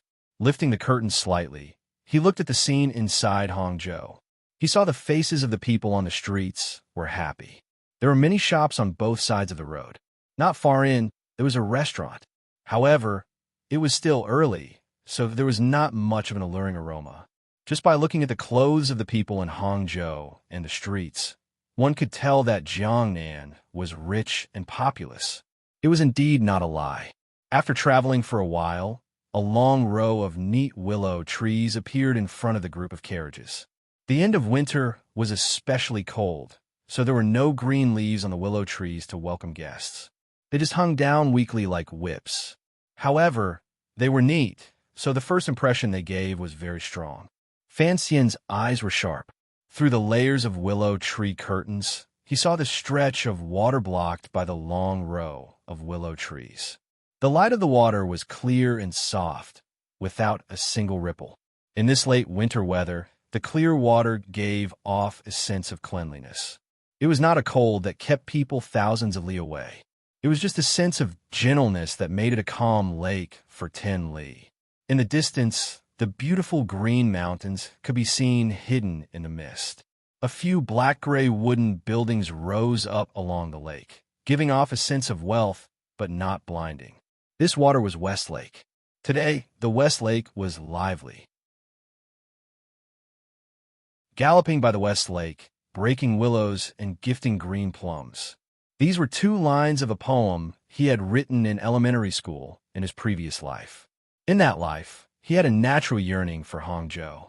He had always wondered how West Lake could be so beautiful, and how could it have so many famous people. However, there was a classmate in his club who came from Hangzhou. He once told him that Westlake was really not that good. At that time, Fan Xian, who was still called Fan Shun, was a bit unsure. He never had the opportunity to actually go to Hangzhou to get close to Westlake. One reason was that he later fell ill. The most important reason was that the housing prices in Hangzhou in that life were ridiculously expensive. Lushang Lu, by the Westlake, was the most upscale restaurant in Hangzhou. Outside the building, green banners fluttered in the wind, and green trees provided shade. There was a large square of green ground where books could be dried. Inside the building, the tables were made of green wood, and there were waiters dressed in green robes. It was a pity that it was winter. The green banners were frozen, and the green tree trunks were yellow. On the square, the common people were fighting, and the courtesans were still singing. However, it was not good to only wear a light muslin, so the taste was much weaker. Fan Xian sat at the table by the railing and looked out at the lake through the gap in the bamboo curtains. He was slightly disappointed. There was no Song Saw's fish soup, no dompa pork, no beggar's chicken, not even water shield soup. Fortunately, the Longjing prawns were still there. Otherwise, he would probably have turned around and left gloomily. Without the 6 and 6 towers and the broken bridge, was this Westlake still the Westlake in his heart? He picked up a small wine cup as thick as 3 fingers and drank it in one gulp with an unspeakable sense of loss. In reality, he had been too harsh. The local food in Hangzhou was light and refreshing. It was very different from the food in Jingdou. It was also famous in the Qing kingdom. There were 3 tables in the compartment. Other than the 2 guards at the door, everyone else, regardless of master or servant, noble or lowly, was ordered to sit down by Fan Xian. They ate quietly.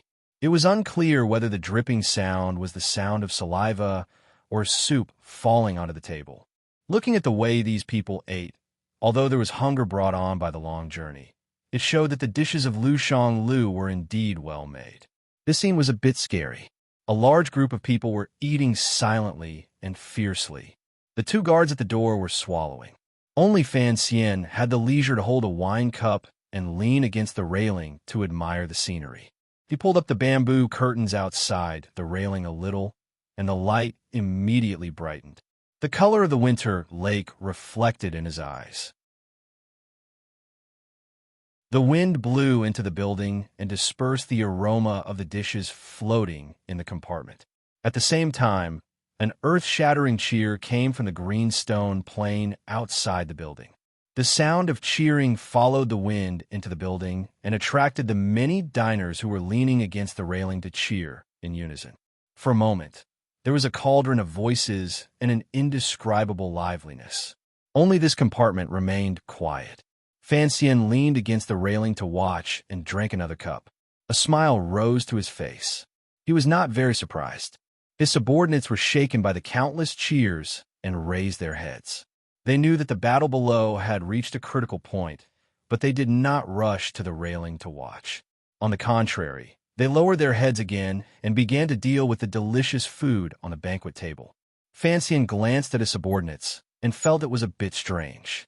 Even if you're proud in your hearts and think that these martial artists on the Jianghu will not be able to withstand a few blows from you, we are all of the same profession.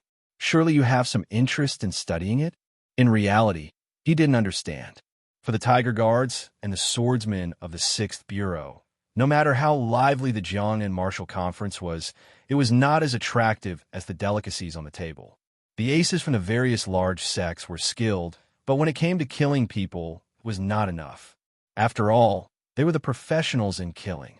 Cece and the girls who had just been bought were even more afraid of this kind of fighting and killing scene. They sat obediently at a table to the side and would not come over. Only the 3rd prince was the true driving force behind the scenes of coming to Hangzhou to watch the conference.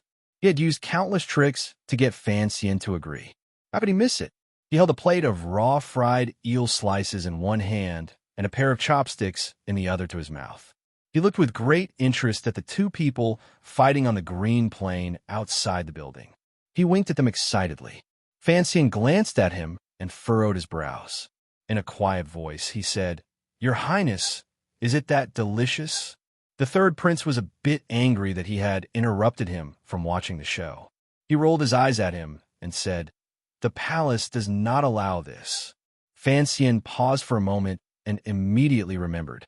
The food and drink in the royal palace had rules. Things like eels, which were rarely seen in the north, could not be served all year round. Furthermore, they were ugly, so it was difficult for them to enter the eyes of the royal chefs. He smiled self-mockingly and followed the third prince's gaze downstairs. Unconsciously, he opened his mouth to explain to the child. The person using the sword is a disciple of Jiangnan's Longhu Mountain. Looking at his appearance, he is at least a 7th level ace. Unfortunately, his wrist strength is not enough. I heard that his teacher was once a scholar.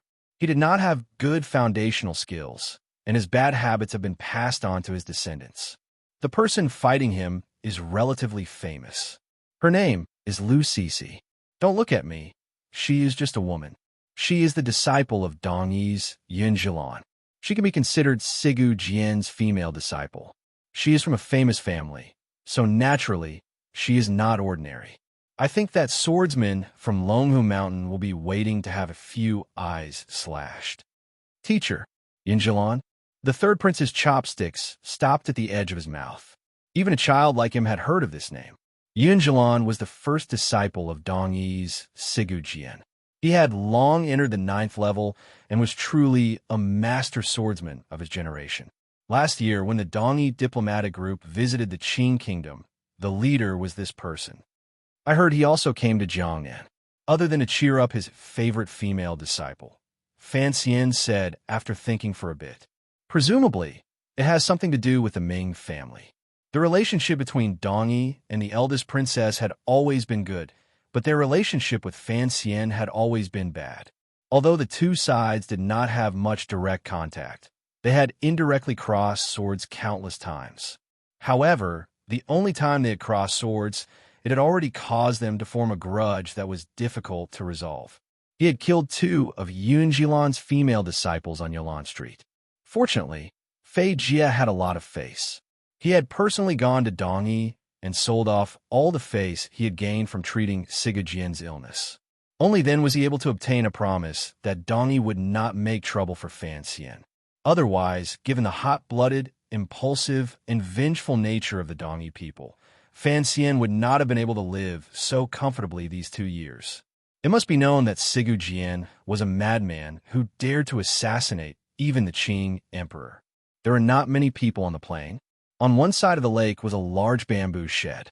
In the shed sat a few virtuous and respected senior figures. In the middle sat an official of Jiangnan Road. Xia Qifei of the Jiangnan Water Bandits sat at the furthest side.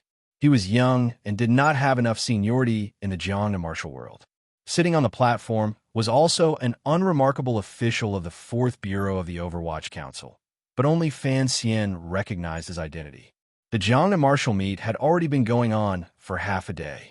The people competing on the plain had already changed a few times. Fists and swords came and went. It was very lively. Fortunately, after a few exchanges, no lives were lost. Under the gaze of the court officials, the Jianghu people were always a bit afraid. In the end, the martial meet became a successful, victorious, and united meeting. Some of the Jianghu people obtained fame, some obtained a rare opportunity to show their faces, and some obtained flashy but unsubstantial martial experience. Fan Xian watched this scene with cold eyes and easily thought of a novel from his previous life. The Jianghu was a corner of the country. The so-called Jianghu on the plain in front of him probably did not even count as a corner. It was just a flowery border of the country.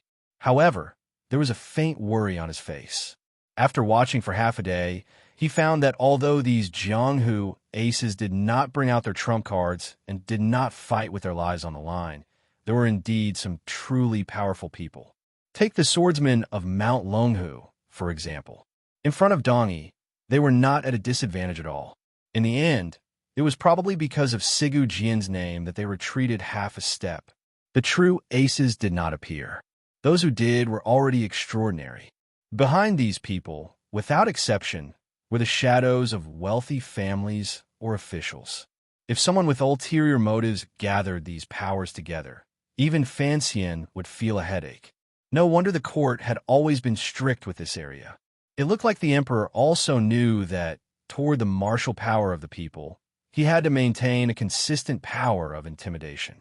At the same time, he used the light of the court to draw them in. Fan Xian knew that in the end, he had been too careless.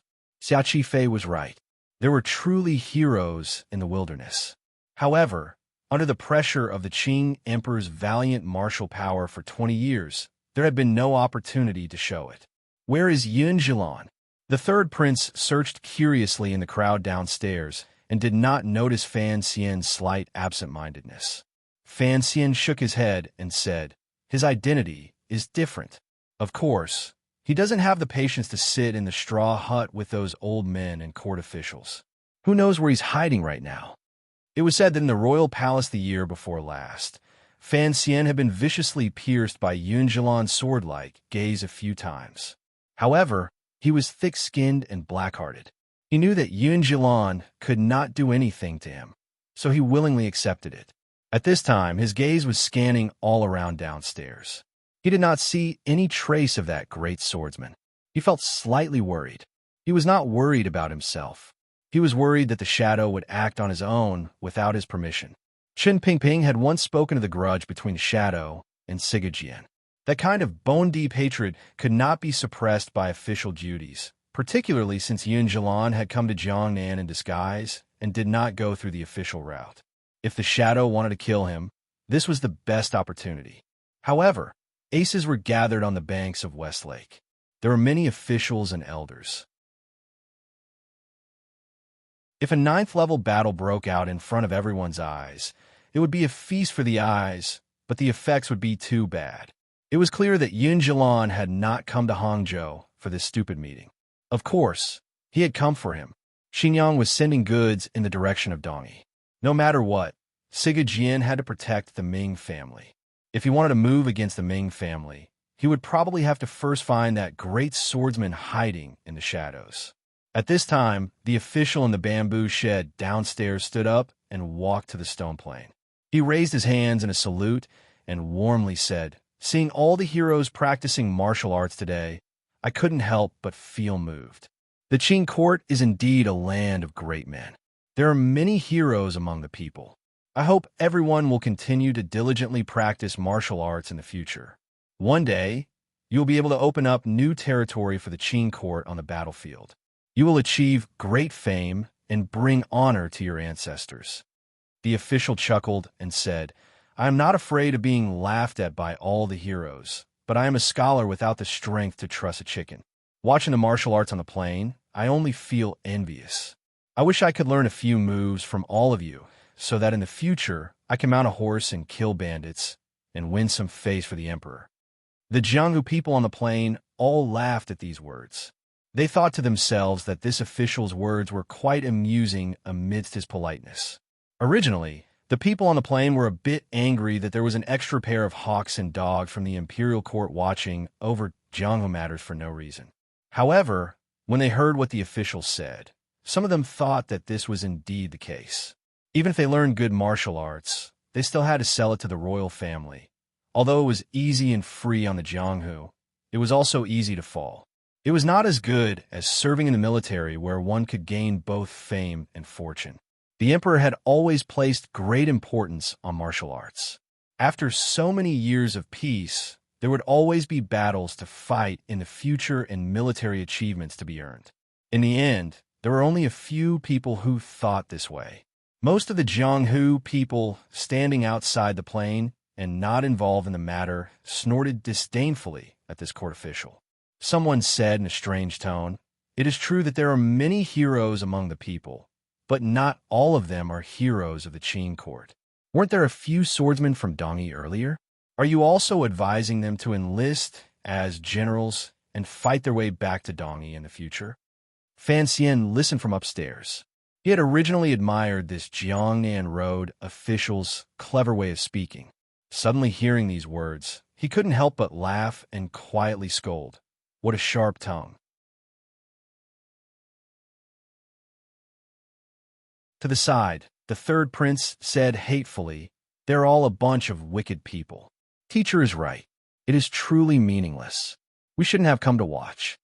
However, the official on the plane calmly said, "The path of civil and martial arts has never been divided by national boundaries. The scholars of our court have also participated in the imperial examinations in the Qi Kingdom. Now, they have also become prime ministers in the court.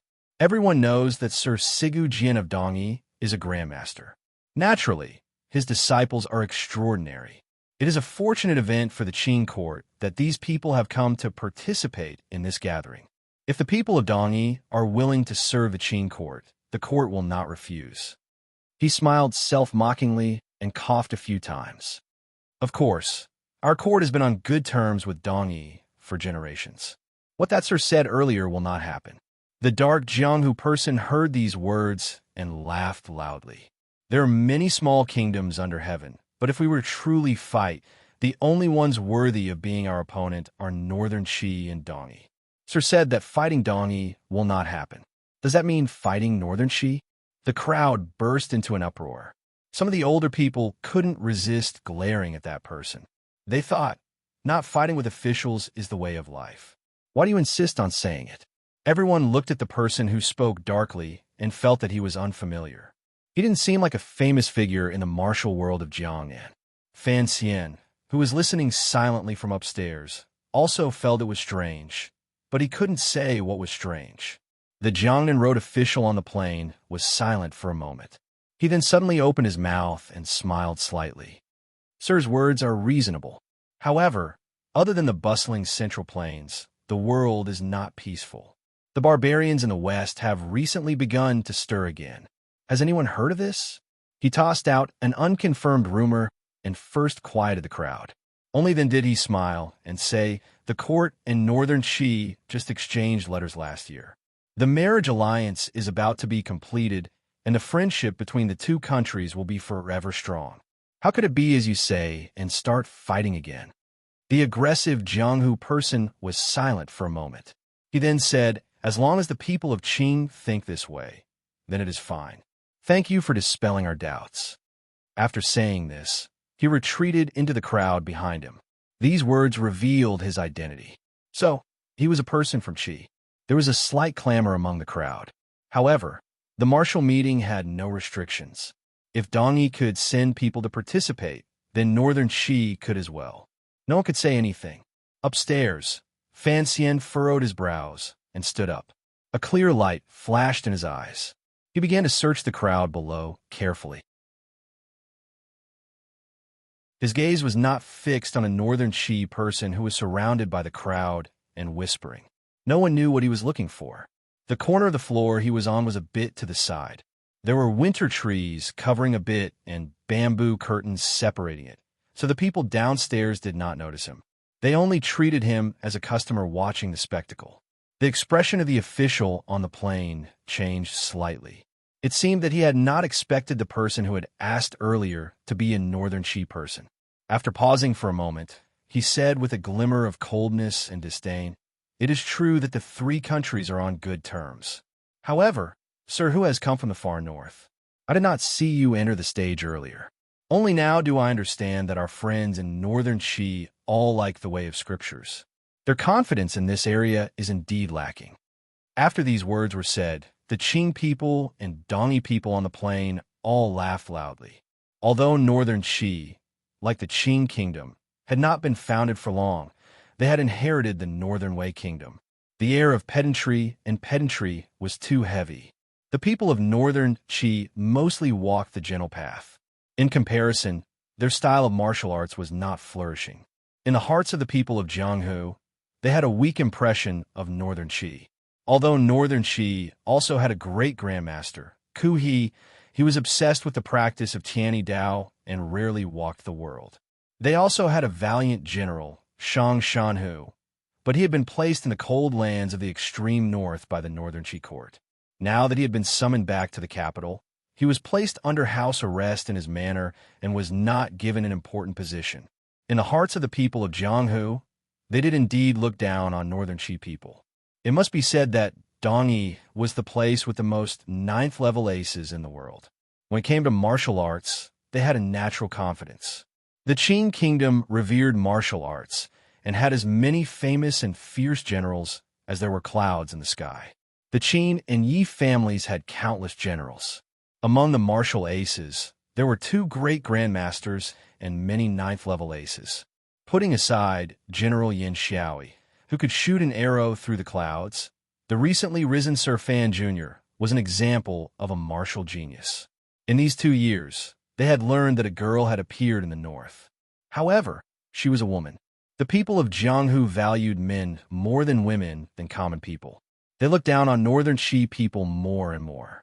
Thus, after the official said these words, regardless of whether it was the Qin boxing master or the Dongyi swordsman, they all laughed loudly. The northern Qi man's face darkened and revealed a glimmer of anger. Upstairs, Fan Xian revealed a strange smile that was difficult to understand. He liked that the Jiangnan road official did not suppress his anger.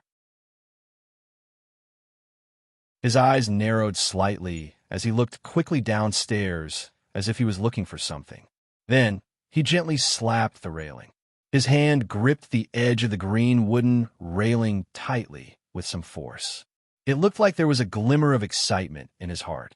The third prince looked at him with confusion. Fan Xian's gaze was cast toward the large tree by the side of the road in the distance on the plain. Under the tree was a normal woman holding a basket and selling flowers. It was cold outside.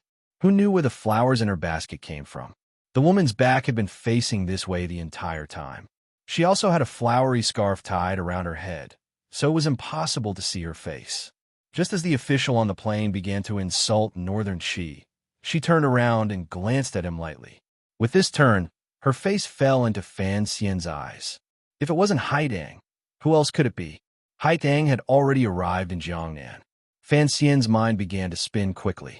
That girl clearly already knew that he was the illegitimate child of the Qing emperor. Why did she still follow the letter and come down to Jiangnan to find him?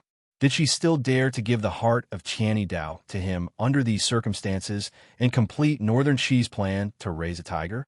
However, at this juncture, there were too many things that Fan Xian needed to make a decision in a flash. He took a deep breath, calmed his emotions, and continued to search for Yun Jilan's figure downstairs. This was a sudden opportunity. It required a great deal of courage to make the decision to act. Although Fan Xian's personality was steady, he couldn't help but feel nervous. He didn't know if the shadow would be able to grasp this opportunity. At this moment, he felt it was a pity that the shadow's personality was too unreasonable. Otherwise, if he had the people of the 6th Bureau cooperate with him, perhaps the chance of success in today's impromptu plan would have been greater. The girl selling flowers under the large tree had already slowly walked toward the plain. A light and fresh aura spread out from her body. Immediately, the Jianghu aces there sensed something strange. Everyone unconsciously made a path for the girl selling flowers. It was as if they didn't dare block in front of her. After this normal-looking girl walked past, only then did the heroes feel it was strange. Why did they make way for her? In just a moment, Haitang had already walked onto the large plain with a calm expression and stood naturally in front of the official. In a quiet voice, she said, "Sir, I am a Northern Qi person. I am crude and do not know scriptures, but I do have some confidence in fighting." The Jiangnan Road official narrowed his eyes slightly and looked at the unremarkable girl in front of him. For a moment, he didn't say anything. It was as if he had been intimidated by her. At this moment, the cold wind from Westlake blew over. It didn't move the thick cotton jacket on Haitang's body, but it blew the messy hair at her temples in front of her face. It looked slightly funny. Today, Hangzhou did not have a fairy appear out of nowhere. Instead, there was a village girl who had stood on the stage because her hometown had been humiliated. The Northern Qi person, who had been indignant but silently enduring, saw her appear and pretended to be hesitant. A moment later, his eyes seemed to light up and he was overjoyed. He passed through the crowd and knelt below the plane. "Miss Haidang, why have you come?" The Jianghu people surrounding the building were all shocked. When they looked at the normal-looking girl again, their gazes became wary and fearful. Haitang, Northern Cheese Haitang, Grandmaster Ku He's last disciple, a 9th-level ace who was unmatched in the north, a legendary Tianmai. It was impossible for a great grandmaster to appear out of nowhere by West Lake. Who could be a match for her? While Haitang was posing and stealing the limelight, Fanxian didn't have the extra energy to look at her. From the beginning, he didn't look at her. He only furrowed his brows and carefully watched the movements of everyone below. A moment later, he finally noticed a place. Beside the lake, under the embankment, in a small boat, a fisherman wearing a straw hat and holding a fishing rod in his hand. Fanxian's palms rested on the railing, and his eyes stared unblinkingly at the fisherman. He found that the moment Haitang appeared, the fishing rod in the fisherman's hand gently lowered. There was no fish on the fishing line. The fisherman thought highly of Haitang's cultivation and wanted to hide himself deeper, so he made this subconscious reaction. This small change fell into Fanxian's eyes. He extended his hand and took the blue and white porcelain plate from the third prince's hand. The third prince said with great surprise, "I have it." Before he finished speaking, Fanxian had already thrown the blue and white porcelain plate down the stairs with force. With a crisp clang, the porcelain plate shattered into countless pieces, clinking endlessly. Because of Haitang's appearance, the outside of the building was completely silent, so the sound was particularly clear. Some people raised their heads to look upstairs and wondered which inexperienced person had thrown the plate down the stairs after hearing the Northern Cheese Sage girl's name. These people did not see Fanxian's appearance because of the large trees and bamboo curtains. Some people continued to watch the scene nervously, not knowing what Haitang would do next. Only the fishermen on the lake and Fanxian upstairs did not have any obstructions in their line of sight. The fisherman could clearly hear that the plate had been thrown forcefully and not smashed down, so he was slightly surprised and turned his head to take a glance. It was only one glance, but he could not pull it back because Fanxian's gaze was coldly staring back at him, staring fixedly at him. Yun Jilan, who was disguised as a fisherman, looked at the calm young man upstairs. It was as if a fire was burning in his heart. "Fanxian, you're also here." Yun Jilan slowly pulled back his fishing rod, but his gaze was still like a pair of dazzling swords as it shot up the stairs. Separated by dozens of feet, it was as if the two people upstairs and on the boat had forgotten everyone inside and outside the building. They had forgotten that Haitang was in a rage and only stared at each other. For a long time, the two people's gazes did not separate. There was no probing in their gazes, only a naked coldness. Because of their past hatred and the aftermath of the Jiangnanming family matter, it was impossible for the two of them to appreciate each other. Yinjilan pulled back half of his fishing rod. Very strangely, a dagger with no light appeared at the edge of the fishing rope beside the boat. It seemed to be silently rising up as he reeled in the line. Finally, the soul-reaping dagger gradually floated up to the surface of the water. Most of Yinjilan's attention was on Fanxian in the building, and a small portion was on Haitang in the plane. Although he was Sigu Jian's first disciple, he knew that Haitang and Fanxian were both the most unfathomable figures of the younger generation. Furthermore, it was rumored that these two were particularly compatible. At this moment, they had suddenly appeared at the same time in Hangzhou and beside this little boat. What exactly did they want to do? A streak of black light flashed past. The fisherman on the boat gave a muffled grunt. A terrifying arrow of blood shot into the sky from his body. It was as if the black canopy on the little boat was being pulled by countless forces at the same time. In an instant, it shattered into countless pieces and shot out. With a splash, a figure dressed entirely in black broke through the water of West Lake and pierced through the air in the direction Yunjilan had faintly escaped. After 2 sounds of breaking through the air, there was no trace of anyone by the lakeside. All that was left was a lake full of broken pieces of the black canopy, rising and falling with the waves. Among the broken pieces, a bamboo hat commonly seen in Jiangnan floated unsteadily. It seemed to be expressing its protest toward Fanxian in the building. Regardless of whether you are for or against, please don't argue too intensely. Isn't it good to read quietly? Even if there are differences of opinion, please discuss it more gently. In reality, I am still quite calm. After all, I have thick skin. However, I don't even dare to add highlights recently, afraid that it will add fuel to the fire. Here, I still want to explain a bit more. How the book is written is all my personal opinion, and I will stick to it in the future. It is not influenced by too many external factors. If there is any description that conflicts with the reader's point of view, not just the recent matter, of course, I may not be correct, but I will still stick to it. I hope everyone can understand and understand. To be continued. If you want to know what happens next, please go to www.cmfu. Com. There are more chapters. Support the author. Support the original reading.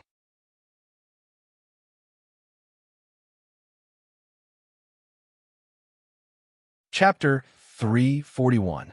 Westlake was not large. The lake embankment was only a few li long. Looking out from the top floor, the lake water still had a vast and mighty power. Fan Xian was standing on the top floor. Narrowing his eyes, he looked at the surface of the lake through the cover of the bamboo curtain. He saw two shadows flitting quickly across the surface of the lake near the right embankment. Occasionally, they would tap on the surface of the lake, sending up splashes of water. Then, they would step on the bow of the boat beside the embankment and sweep past. Their speed was astonishing. They were like two bolts of lightning following one another. Occasionally, they would follow behind and in front of the lake. Between the crisscrossing sword chi, the two of them were like rocks flying in the air. Their postures were graceful and carried a sense of killing that made one shiver. Blood suddenly appeared. The two of them separated again and slid forward like birds. It appeared beautiful, but it was exceptionally shocking. Fan Xian stood high and could see far. In just a moment, the two aces had disappeared into the winter willow woods on the other side of the lake. Looking in the direction they were going, it seemed they were going toward those black and noble courtyards. He furrowed his brows. Yun Jilan was heavily injured and still able to hold out for so long. Dong Yi's reputation as a master swordsman was indeed not undeserved. In the occasional eagle-like scene that appeared on the surface of the lake, the shadow did not seem to be using the method he was most familiar with. Instead, he was using Dong Yi's Sigu sword method. Thus, the two aces' sword moves were very similar. In a flash, although only a few fragmented scenes appeared on the surface of the lake, it was still dazzling and chilling. Logically speaking, the shadow was following him like a maggot attached to a bone. The injured Yun Jilan seemed to have only one path to death. But why did he charge straight toward the other side of the lake? Was there Dong Yi's helper there? Fan Xian felt more and more that there was something strange about the gorgeous and noble wooden buildings on the other side of Westlake. With a swish, he pulled down the bamboo curtain blocking the wind and left the side of the railing. Glancing at the third prince, who was looking at him stupidly, he calmly said, "What are you looking at? Keep eating." After saying this, he sat down at the table. Picking up his chopsticks, he began to search through the leftovers for the dwindling shrimp. Everyone in the room stared at him in astonishment. The third prince was also gloomily guessing what had happened outside. Who was killing who? The people on the plain had all rushed to the side of the lake and cried out in surprise. Clearly, something big had happened. Sir Chanli could not help but ask quietly, "Sir, what happened?" Fan Xian didn't think much and replied straightforwardly, "I don't know who stabbed the fisherman by the lake. Right now, they're chasing him to the other side of the lake." The room was silent. What kind of attack on a fisherman could shock the experienced and knowledgeable Jianghu heroes downstairs so much? No one believed his words, but they had no way to refute him. Beside the West Lake, on the bluestone plain, Haitang stood next to the official. She gazed at the two supreme experts who had already disappeared from the lake. Her expression was calm. No one knew what she was thinking. Meanwhile, the people of the Jiangnan Wulin had already rushed to the lakeside. Looking at the ripples on the surface of the lake, they gasped in surprise. Although the crowd did not see the first scene, they could still clearly see the scene of the small boat breaking apart and the two experts soaring across the lake like giant birds. With just a glance, everyone knew that the two people fighting had unfathomable strength. They were definitely not ordinary people, and it sounded like they had already entered the mysterious ninth stage. After the crowd's shock, they began to guess the identity of the two people. After discussing for a long time, there was still no conclusion.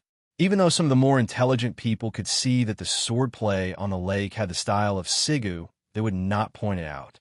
Those proud old men thought to themselves, "Doesn't Dongi always like to brag about how many aces you have? I'll let you fight among yourselves." However, the female disciples from Dongi by the lake had serious expressions.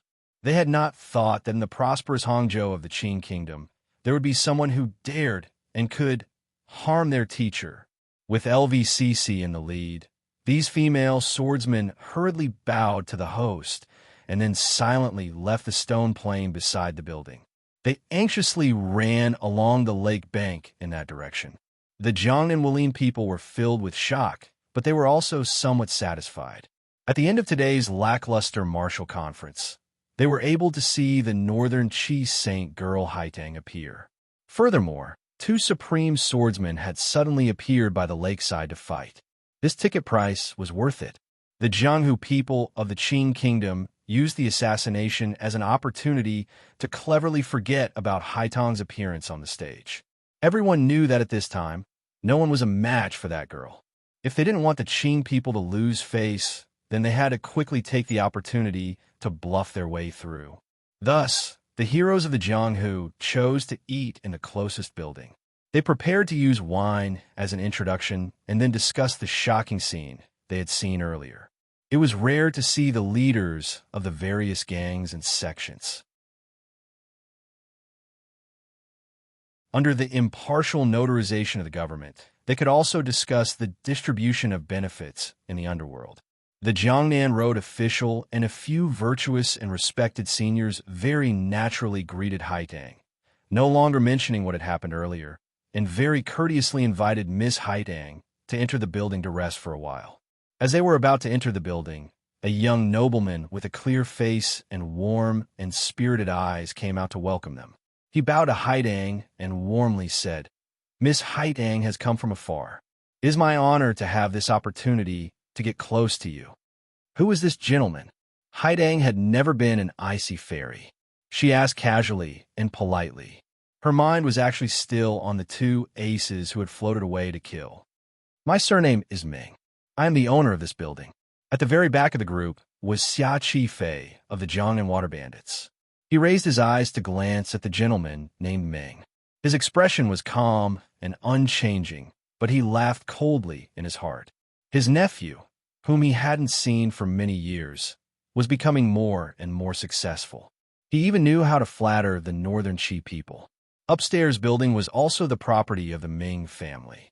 It had always been managed by a shopkeeper. However, there was a major event at the side of the building today, so the son of the current head of the Ming family, Ming Qingda, Ming Lanshi, had personally come here. As a wealthy family in Jiangnan, they understood that not only did they have to have a good relationship with the government, but they also had to purposely curry favor with important figures from other countries. That was why he rushed out of the building to receive Haitang. At the same time, he did not forget to greet the Jiangnan Road official beside her. He was a smooth and slick character and did not seem like a wastrel. The gazes of the customers in the building were all gathered at the door. They all wanted to see what the legendary Haitang girl looked like. Haitang herself was a famous person. Secondly, the Qing people had all heard the gossip and knew that this girl had some unclear connection with their Sir Fan Jr. The Qing people all saw Fan Xian as their pride and saw him as the most outstanding figure in the court. Looking at Haitang again now, they couldn't help but have a critical and judgmental gaze as if they were looking at a bride about to marry. When everyone saw her clearly, they couldn't help but feel a bit disappointed. This girl was not very pretty. It seemed that she was not a good match for Sir Fan Jr. Fan Xian heard the voices outside. The building gradually died down, but the inside of the building gradually became noisy. He knew that the uncivilized heroes were about to enter the building. He signaled with his eyes for a tiger guard to stand next to a compartment, in case there were some ignorant Jianghu people who wanted to imitate the bullies in the stories and forcefully take a spot, causing conflict. Fan Xian did not have the time to play these games in the capital. Gauda glanced at him. After receiving Fan Xian's nod, he waved his hand for the tiger guard to return. He left the room himself and took the place of the two guards who had not eaten yet. Everyone had pretty much finished eating. Everyone, including the third prince, stared at Fan Xian with a questioning gaze. Cece was no exception. Her gaze was filled with curiosity. "What are you looking at?" Fan Xian furrowed his brows. "The matter on the lake really has nothing to do with me." Sure Chonli laughed quietly in his heart. He thought that sometimes his teacher was smart, but sometimes his reaction was too slow. Everyone was too embarrassed to ask the question in their hearts. It was the third prince who didn't care about Fan Xian's temper. He chuckled and said, "It's not about that." "Then what is it about?" The voices outside grew louder and louder. It looked like the Jianghu people downstairs couldn't sit anymore and were all heading upstairs. The third prince pointed outside the door and said, "That Haitang girl is here." "Teacher, aren't you going to invite her in to sit?" Everyone in the room turned their expectant gazes to Fan Xian's face. Fan Xian's face darkened and he scolded, "What kind of brains are you all born with? It's already good enough that I brought you all to Hangzhou to watch the excitement, and you still want me to personally act for you to see?" Shi Chomli winked and said, "Teacher, Haitang is not an outsider. Eating together is a common thing." Fan Xian smiled coldly and said, "At this time, everyone is watching. If we invite her in, everyone will know who we are." The third prince used his clear and tender voice to refute, "I don't understand why we have to be incognito. Can't we reveal our identities and go sightseeing? The Jiangnan people wouldn't dare to do anything to us." Fan Xian furrowed his brows with a headache and said, "It's not that I'm afraid of anything. It's just that it's rare to have a relaxing trip out of the capital. Do you have to be surrounded by a dozen white-bearded officials? Your Highness, you don't like these kinds of days either, do you?" The third prince paused. Only now did he realize that Commissioner Fan's incognito visit was not with the intention of secretly investigating the evidence of his family's crimes. It was purely because his interest in traveling had flared up. Thinking that he had overestimated Fan Xian's professional ethics, the third prince couldn't help blushing slightly. He silently criticized Fan Xian for being somewhat suspicious. He laughed mockingly and said, "So what if they know? If we don't go to the yamen ourselves, presumably no one will dare to follow us." Isn't that clearly asking for humiliation? Fan Xian was too lazy to pay attention to him. He thought to himself that the scene of people in officialdom sucking up was not something a child like you could understand. The two brothers were silently looking down on each other when they heard the noise outside the side room grow louder. It seemed that someone wanted to enter the room Fan Xian and them were sitting in. Fan Xian raised his eyebrows and said with great astonishment, "Don't say that. Did we really run into such a common thing?" Gauda stood guard outside the room with a dark expression. He looked at the angry Jianghu people in front of him and listened to the filthy words coming out of their mouths. His hand gripped the hilt of his long knife, but he still did not pull it out. Haidang was looking at him with great interest. Of course, there were already 3 Jianghu heroes lying in front of him. The heroes were holding their heads and holding their stomachs, crying out wretchedly and pretending to be wronged. Indeed, as Fan Xian had expected, after those arrogant Jianghu people went upstairs, they immediately saw the room Fan Xian and them were sitting in. This room was one of the 2 best spots on the upper floor. The other one had been left behind by the young master of the Ming family to prepare for the host of the martial assembly. Those Jianghu people did not dare fight for territory with the officials in Haitang, but they began to drool when they saw this room and clamored for the people inside to quickly make room. At this time, the young master of the Ming family had not yet come upstairs. How could the shopkeepers and workers dare to offend these knife-wielding Jianghu people? They could only stand to the side and say nice things. What kind of person was Gauda? He was one of the leaders of the emperor's personal tiger guards. If he had been on the Jianghu these years, he would probably have long established his own sect. Faced with such unreasonable requests, the commissioner snorted disdainfully at them and did not bother with them at all. He was just waiting for the Jianghu people to move forward. Without unsheathing his long knife, he would strike them. Then, there would be a few more wretched cries on the ground. The building was full of people who were attending the martial assembly. They were used to being unreasonable on the Jianghu. Today, they suddenly saw someone even more unreasonable than them. Sharing a common hatred for their enemy, they uniformly surrounded him and looked at Gao Da with unkind gazes. This matter was Fan Xian's fault. After half a year of being together day and night, other than Gao Da's killing skills, he had also been infected with too much of Fan Xian's ruthlessness. Being among the common people, Gao Da did not want to be too heavy-handed, so he used Fan Xian's little tricks. He finished the battle quickly, but the ruthlessness made the people watching around feel very uncomfortable. The swordsman from Longhu Mountain furrowed his brows and said, "Sir, although it was these friends who spoke rudely first, and their requests were indeed a bit excessive, you suddenly attacking them with such underhanded methods is a bit too much." Gao Da's face darkened. He couldn't be bothered to pay attention to him. The swordsman from Longhu Mountain saw him attack, and knew that his opponent's power was probably even higher than his teacher, who was in seclusion on the mountain.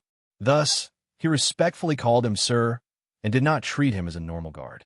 Seeing Gao Da's still expressionless face, although the swordsman was a bit wary of the identity of the person in the room, he still gradually became angry. It was at this moment that Haidang came up to the top floor under the escort of the crowd.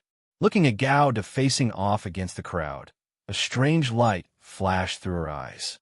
She naturally walked into the middle of the crowd. At this moment, everyone in the building was guessing Gao Da's identity in fear. No one had ever seen such an ace on the Jianghu who used a knife, so they couldn't help feeling confused. However, Haidang had seen Gao Da many times in Shangjing and northern Qi and had long recognized him at a glance. Ming Xiaodong saw that the scene was a mess and quickly came up to smooth things over. He also quickly ordered people to vacate the other rooms and arrange for servants to help the heroes on the chopping block to rest. The Ming family had great wealth and power in Jiangnan. Any hero would have to give Ming Xiaodong face. Furthermore, they could see that Gao Da's cultivation was truly astonishing. The person in the room was probably not someone they could provoke. The crowd gradually dispersed, but their mouths continued to mumble incessantly. After arranging everything, Ming Xiaodong said a few apologetic words to Gao Da. He then warmly and politely invited Haidang, the official, and the others to another private room that had been prepared earlier. Unexpectedly, Haidang held a flower basket in one hand and looked at Gao Da with a not-quite-there smile in her eyes. She didn't even turn around. She only said in a quiet voice, "Thank you, Master Ming, for your good intentions. However, Haidang has met an old friend today. I have to go and disturb him." Everyone was startled. The gaze they looked at Gao Da with was a bit strange. They thought to themselves that since this guard's skill was so terrifying, the identity of the person inside must be extraordinary. Furthermore, was he Haitong's old friend? They were all smart people. The Jiangnan road official coughed and said something to Haidang before quickly pulling everyone away. What a joke. What if it was really that young master inside? That person was now playing a mysterious game in Jiangnan. He was not an official with a high level of flattery like the prefectural magistrate. If he rashly exposed him, would he have any good days in the officialdom in the future? Everyone cast a fawning smile at Gao Da and quickly left like the wind. Only Ming Xiaodong revealed a stunned expression and shook his head with a pained smile. The door to the side room was pushed open with a creak. Haidang carried the flower basket and walked in. The light suddenly brightened. Fan Xian held a wine cup and looked at the girl who had entered without an invitation. A moment later, he choked out 2 words, "You're here?" Haidang nodded and smiled slightly at the curious people in the room with their mouths wide open. Very naturally, she walked to his side and sat down. She replied, "I'm here." Fan Xian put down the wine cup and said bitterly, "I had got to go out specifically because I was afraid you would come in and reveal my whereabouts. Did you not see the look he gave you? Gouda stood at the door and looked innocently at the scenery of the lake and mountains outside. Haidang took off the floral scarf on her head and said without good humor, a proper 8th level ace guarding the door. Only an idiot wouldn't guess who was sitting inside. Fan Xian laughed frivolously and said, Jiangnan is full of crouching tigers and hidden dragons. No one knows Gouda. My boat is still moving on the river. Who would guess I've already arrived in Hangzhou? Haidang looked into his eyes. A moment later, she said helplessly, such stupid confidence, I really don't know where you got it from. Could it be that this is the spiritual victory method you mentioned in the past? Fan Xian retorted, but as long as you don't enter this room, they can only guess. How can they prove who I am? Haidang said with slight annoyance, I just don't like your sneaky manner. You can clearly do things openly, yet you have to take a few turns and smear some dark colors. It's as if you don't do this, it won't be enough to prove you're a schemer. Fan Xian said angrily, I've always been a schemer. How can you be any better than me? Wasn't that northern Qi man downstairs arranged by you to find an opportunity to challenge all the heroes in Jiangnan so you could establish your might in one battle and dazzle everyone? Fortunately, you didn't get what you wanted today. Otherwise, the face of the Qing kingdom would have been shaved clean by you. Haidang smiled mockingly and said, If you don't feel good in your heart, you should have jumped down to fight me just now. I don't have that kind of spare time. Gouda is standing guard at the door because Ming Xiaodong is not an idiot. He will certainly find someone to test who is sitting in the room. I dare to bet my head that those Jianghu men who came to cause trouble were all arranged by Ming Xiaodong. I had Gouda go out because I wanted him to intimidate the so-called Jianghu people and have the Ming family stop using these lowly probing methods. You, on the other hand, messed up all the arrangements the moment you appeared, making it so that I couldn't even use the opportunity to fly off the handle. Fan Xian angrily said, This is the Qing kingdom. You have to listen to me. Haitong's eyes gazed at the roof and said, When have I ever listened to your arrangements? From the moment Haidang entered the room, the two of them began to argue tit for tat. They did not give an inch. It was clearly Fan Xian who did things indiscriminately, yet he spoke with conviction. It was clearly Haidang who purposely exposed his past, yet she said she didn't like his way of doing things. The speed at which the two of them spoke became faster and faster, but their voices were still kept very low, like a series of muffled firecrackers. The expressions of everyone in the room became strange, but they kept their mouths tightly shut, not daring to make any sound. Looking at the exciting scene in front of them, they thought to themselves that the rumors on the Jianghu were indeed true. Given Commissioner Fan's crystal heart, sharp tongue, power, and strength, there were not many people who dared to speak to him like this. Only this girl from the north could suppress Commissioner Fan in terms of aura. If there were no problems between the two of them, even if a blind man was beaten to death, he would not believe it. The third prince was closest to the two of them arguing. His little face alternated between looking at Fan Xian and Haidang like he was sitting in the first row watching a tennis match. His expression was very interesting. He thought to himself that this kind of scene was rarely seen.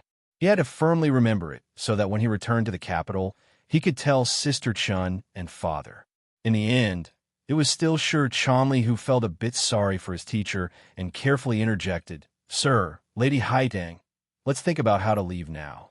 In a bit, I'm afraid the Hangzhou Zhizhou, the Hangzhou General, the Jiangnan Weaving Factory, and those people will all rush over to greet you. I've already seen quite a few people come out of the building. Fan Xian slapped his thigh and glared hatefully at Haidang. Hurry up and leave. Otherwise, what kind of vacation is there? Haidang sat as calm as a mountain and said straightforwardly, I'm hungry. The third prince joined in the fun and said, Then hurry and call the waiter to bring some more food. Fan Xian glared at him. Haidang chuckled and said, Thank you, third prince. Not long after noon, a manor on the other side of West Lake became lively. Of course, the liveliness was limited to the courtyard. Outside, it looked as cold and cheerless as usual. This manor was beautifully decorated, but not greasy. Leaning against the mountains and facing the lake, it was truly a wonderful place. Just this garden was probably worth hundreds of thousands of liang of silver. The owner of the manor was surnamed Peng. No one knew his identity. In the past, it was only during the summer that some people would come to spend the summer heat. Today, it was Fan Xian and his group that had come to this manor. This manor was bought by the previous prime minister, Lin Ruofu, using the name of a distant relative of his student, Sir Peng. Fan Xian had come to Jiangnan and come to Hangzhou. Of course, he was staying in his father-in-law's property. The housekeeper in the garden had long received the news and had already arranged everything. At this moment, Fan Xian was sitting cross-legged on the grand wooden armchair, tasting Longjing tea and enjoying the life of a rich man in Hangzhou. He squinted at Haidang, who was quietly saying something to the third prince, and couldn't help feeling a bit angry. Of course, this group of people did not continue to stay in the building above. Haidang also did not order a few more famous dishes. In order to avoid the Hangzhou officials who were hurrying over, Fan Xian pulled his subordinates and fled. The group of carriages pretended to enter the city. Along the way, they used all of the people of the 4th Bureau of the Overwatch Council's Inspection Division stationed in Hangzhou. They even used the 2 cloth stores the 6th Bureau had prepared for assassins. Only then did this group of people disappear once again into the sea of people in the city. Silently, they circled back and entered the manor beside West Lake. Fan Xian's heart ached for the subordinates in the council. Haidang glanced at him and mumbled, "Who exactly are you hiding from?" Fan Xian sighed and said, "I'm hiding from trouble." In reality, what happened today was because of Fan Xian's own stupidity. If he really didn't want to reveal his whereabouts, he couldn't have gone to Luoylu. If he had gone to Luoylu, then when someone stole his seat, he would have had to swallow his anger and be a grandson. The problem was that Fan Xian's personality was lively, and he didn't like being a grandson. How could he always hide his true identity when walking on the Jianghu? After a while, the third prince went to the garden to tease the newly bought servant girl. A servant woman from the manor brought up a plate of hot cakes. Haidang ate them with relish. Looking at her appearance, she had indeed been terrifyingly hungry all the way south. Fan Xian glanced at her and furrowed his brows. "Be more ladylike." Haidang burst into laughter. She hadn't seen this bastard for half a year. Why did they start arguing as soon as they saw each other? That feeling was rather amusing. After she finished eating the cakes, Fan Xian used his eyes to indicate for her to follow him to the back garden. Although he had never been to this manor before, the architectural design was always similar. Very easily, he found a quiet study. In the study, the two of them sat down. Fan Xian gazed at the girl and said seriously, "You should know about that rumor by now." Haidang nodded. Suddenly, she furrowed her brows and said, "Let's not talk about that for now. Who were the 2 people on Westlake today? Did you recognize them?" "I've seen that fisherman before." Fan Xian seemed to be recalling. "It should be Yun Jilan. Last year. Oh no, it should be the year before last. I saw him once in the palace. At that time, he was the leader of the Dongi diplomatic group." Haidang furrowed her brows and was silent for a long time. She then asked, "To be able to hurt Yun Jilan, who exactly was that assassin? Why have I never heard of such a person?" Fan Xian smiled coldly. "A secret ambush. Even a child could kill a great grandmaster." Haidang shook her head. "You probably haven't studied Dongi's sword techniques. That assassin used the purest Sigu sword intent." Fan Xian gently smoothed the fine hair at the corner of his forehead. Casually, he said, "Dongi has many aces. If they kill each other, it will only be good for our plan. There is no harm." Haidang was still thinking back to the assassin who had leaped out of the lake. She felt that although the black-clothed man used a pure sword technique, there was an indescribable strangeness to it. It was as if she had seen it somewhere before. The reason she had this impression was because of the battle between her and Fan Xian on the meadow. The moves he used were similar to the Shadow Assassins. They both carried the shamelessness of the Overwatch Council. However, she would never have thought of it here. "Not one of your people?" She looked at Fan Xian with some suspicion. Fan Xian laughed self-mockingly. You can see it too. The assassin's ability is probably about the same as yours. How could I order around an exceptional 9th level ace? Haideng nodded and accepted this explanation. She then asked, on your way south, you actually didn't encounter any assassins. This really surprised me. Logically speaking, Xinjiang should have. Fan Xian raised his hand and stopped her question. Calmly, he said, a peaceful and grand event. This kind of thing is too sensational. Furthermore, Xinjiang does not have the ability to kill me. Haideng furrowed her brows. Your injury has healed? Fan Xian's expression did not change. He smiled slightly and said, it's healed a long time ago. Otherwise, how would I dare to come down to Jiangnan? You know, I've always been most afraid of death. Haideng smiled slightly. Only then did she relax. The matter we agreed on in the letter, is it now or at night? Fan Xian was a lewd person in his bones. Immediately, he heard a hint of lust in these words. He quickly coughed and said at night. Since it is a gift from the Imperial Advisor, I have to be more formal. Even if I don't light incense, you have to let me take a bath, right? But my question earlier, his question was, he clearly knew he was the illegitimate child of the Qing Emperor. Why did the great Grandmaster Ku he still dare to give him the martial method of Tianyi Dao? Without waiting for him to finish, Haideng had already risen with a smile and left her seat. We'll talk about it at night. I want to go see the scenery of Westlake. I've read about it countless times in books. I haven't seen it in detail today. Fan Xian watched as she casually picked up the flower basket on the table and asked curiously, Duo, where did you get these flowers at this time of year? I bought silk flowers in Wuzhou. They're fake. They're all fake. Fan Xian sat silently in the study alone. After a long time, he turned around and gazed at the thick curtains. With concern, he asked, are you okay? The shadow was indeed a shadow. Floating away from the curtains, he shook his head and said, Yin Jilan is heavily injured. He's not dead. Fan Xian furrowed his brows. He knew his intuition was right again. What happened? Yin Jilan risked his life to break into a courtyard to the side. It should be the property of the Ming family. This time, he didn't come alone. There were also a few of his disciples in the courtyard, so I retreated. The shadow's words did not have any emotional fluctuations. Fan Xian asked, the Ming family? Dongyi? How powerful are the people who came? 2 9th level and 3 8th level, the shadow replied. However, Yinjilan won't have any power for half a year. The anger in Fan Xian's eyes flashed and was immediately hidden. Faintly, he said, then there's a 9th level and 3 8th level. It looks like Dongyi really thinks highly of me and has put down a lot of capital. F*CK. Where did all these aces pop out to play wholesale? The shadow didn't understand his words, but he could hear his anger. He replied, they have already left that courtyard. Fan Xian stood up and sank into deep thought. If he wanted to investigate the matter of the palace treasury this time in Jiangnan, he would, without question, have to flip over the Ming family and cut off the flow of money between Xinjiang and Dongyi. Of the power the Ming family had, Xinjiang itself did not have enough martial power to contend with. The only thing they could rely on were the many aces in Dongyi that could be packed up.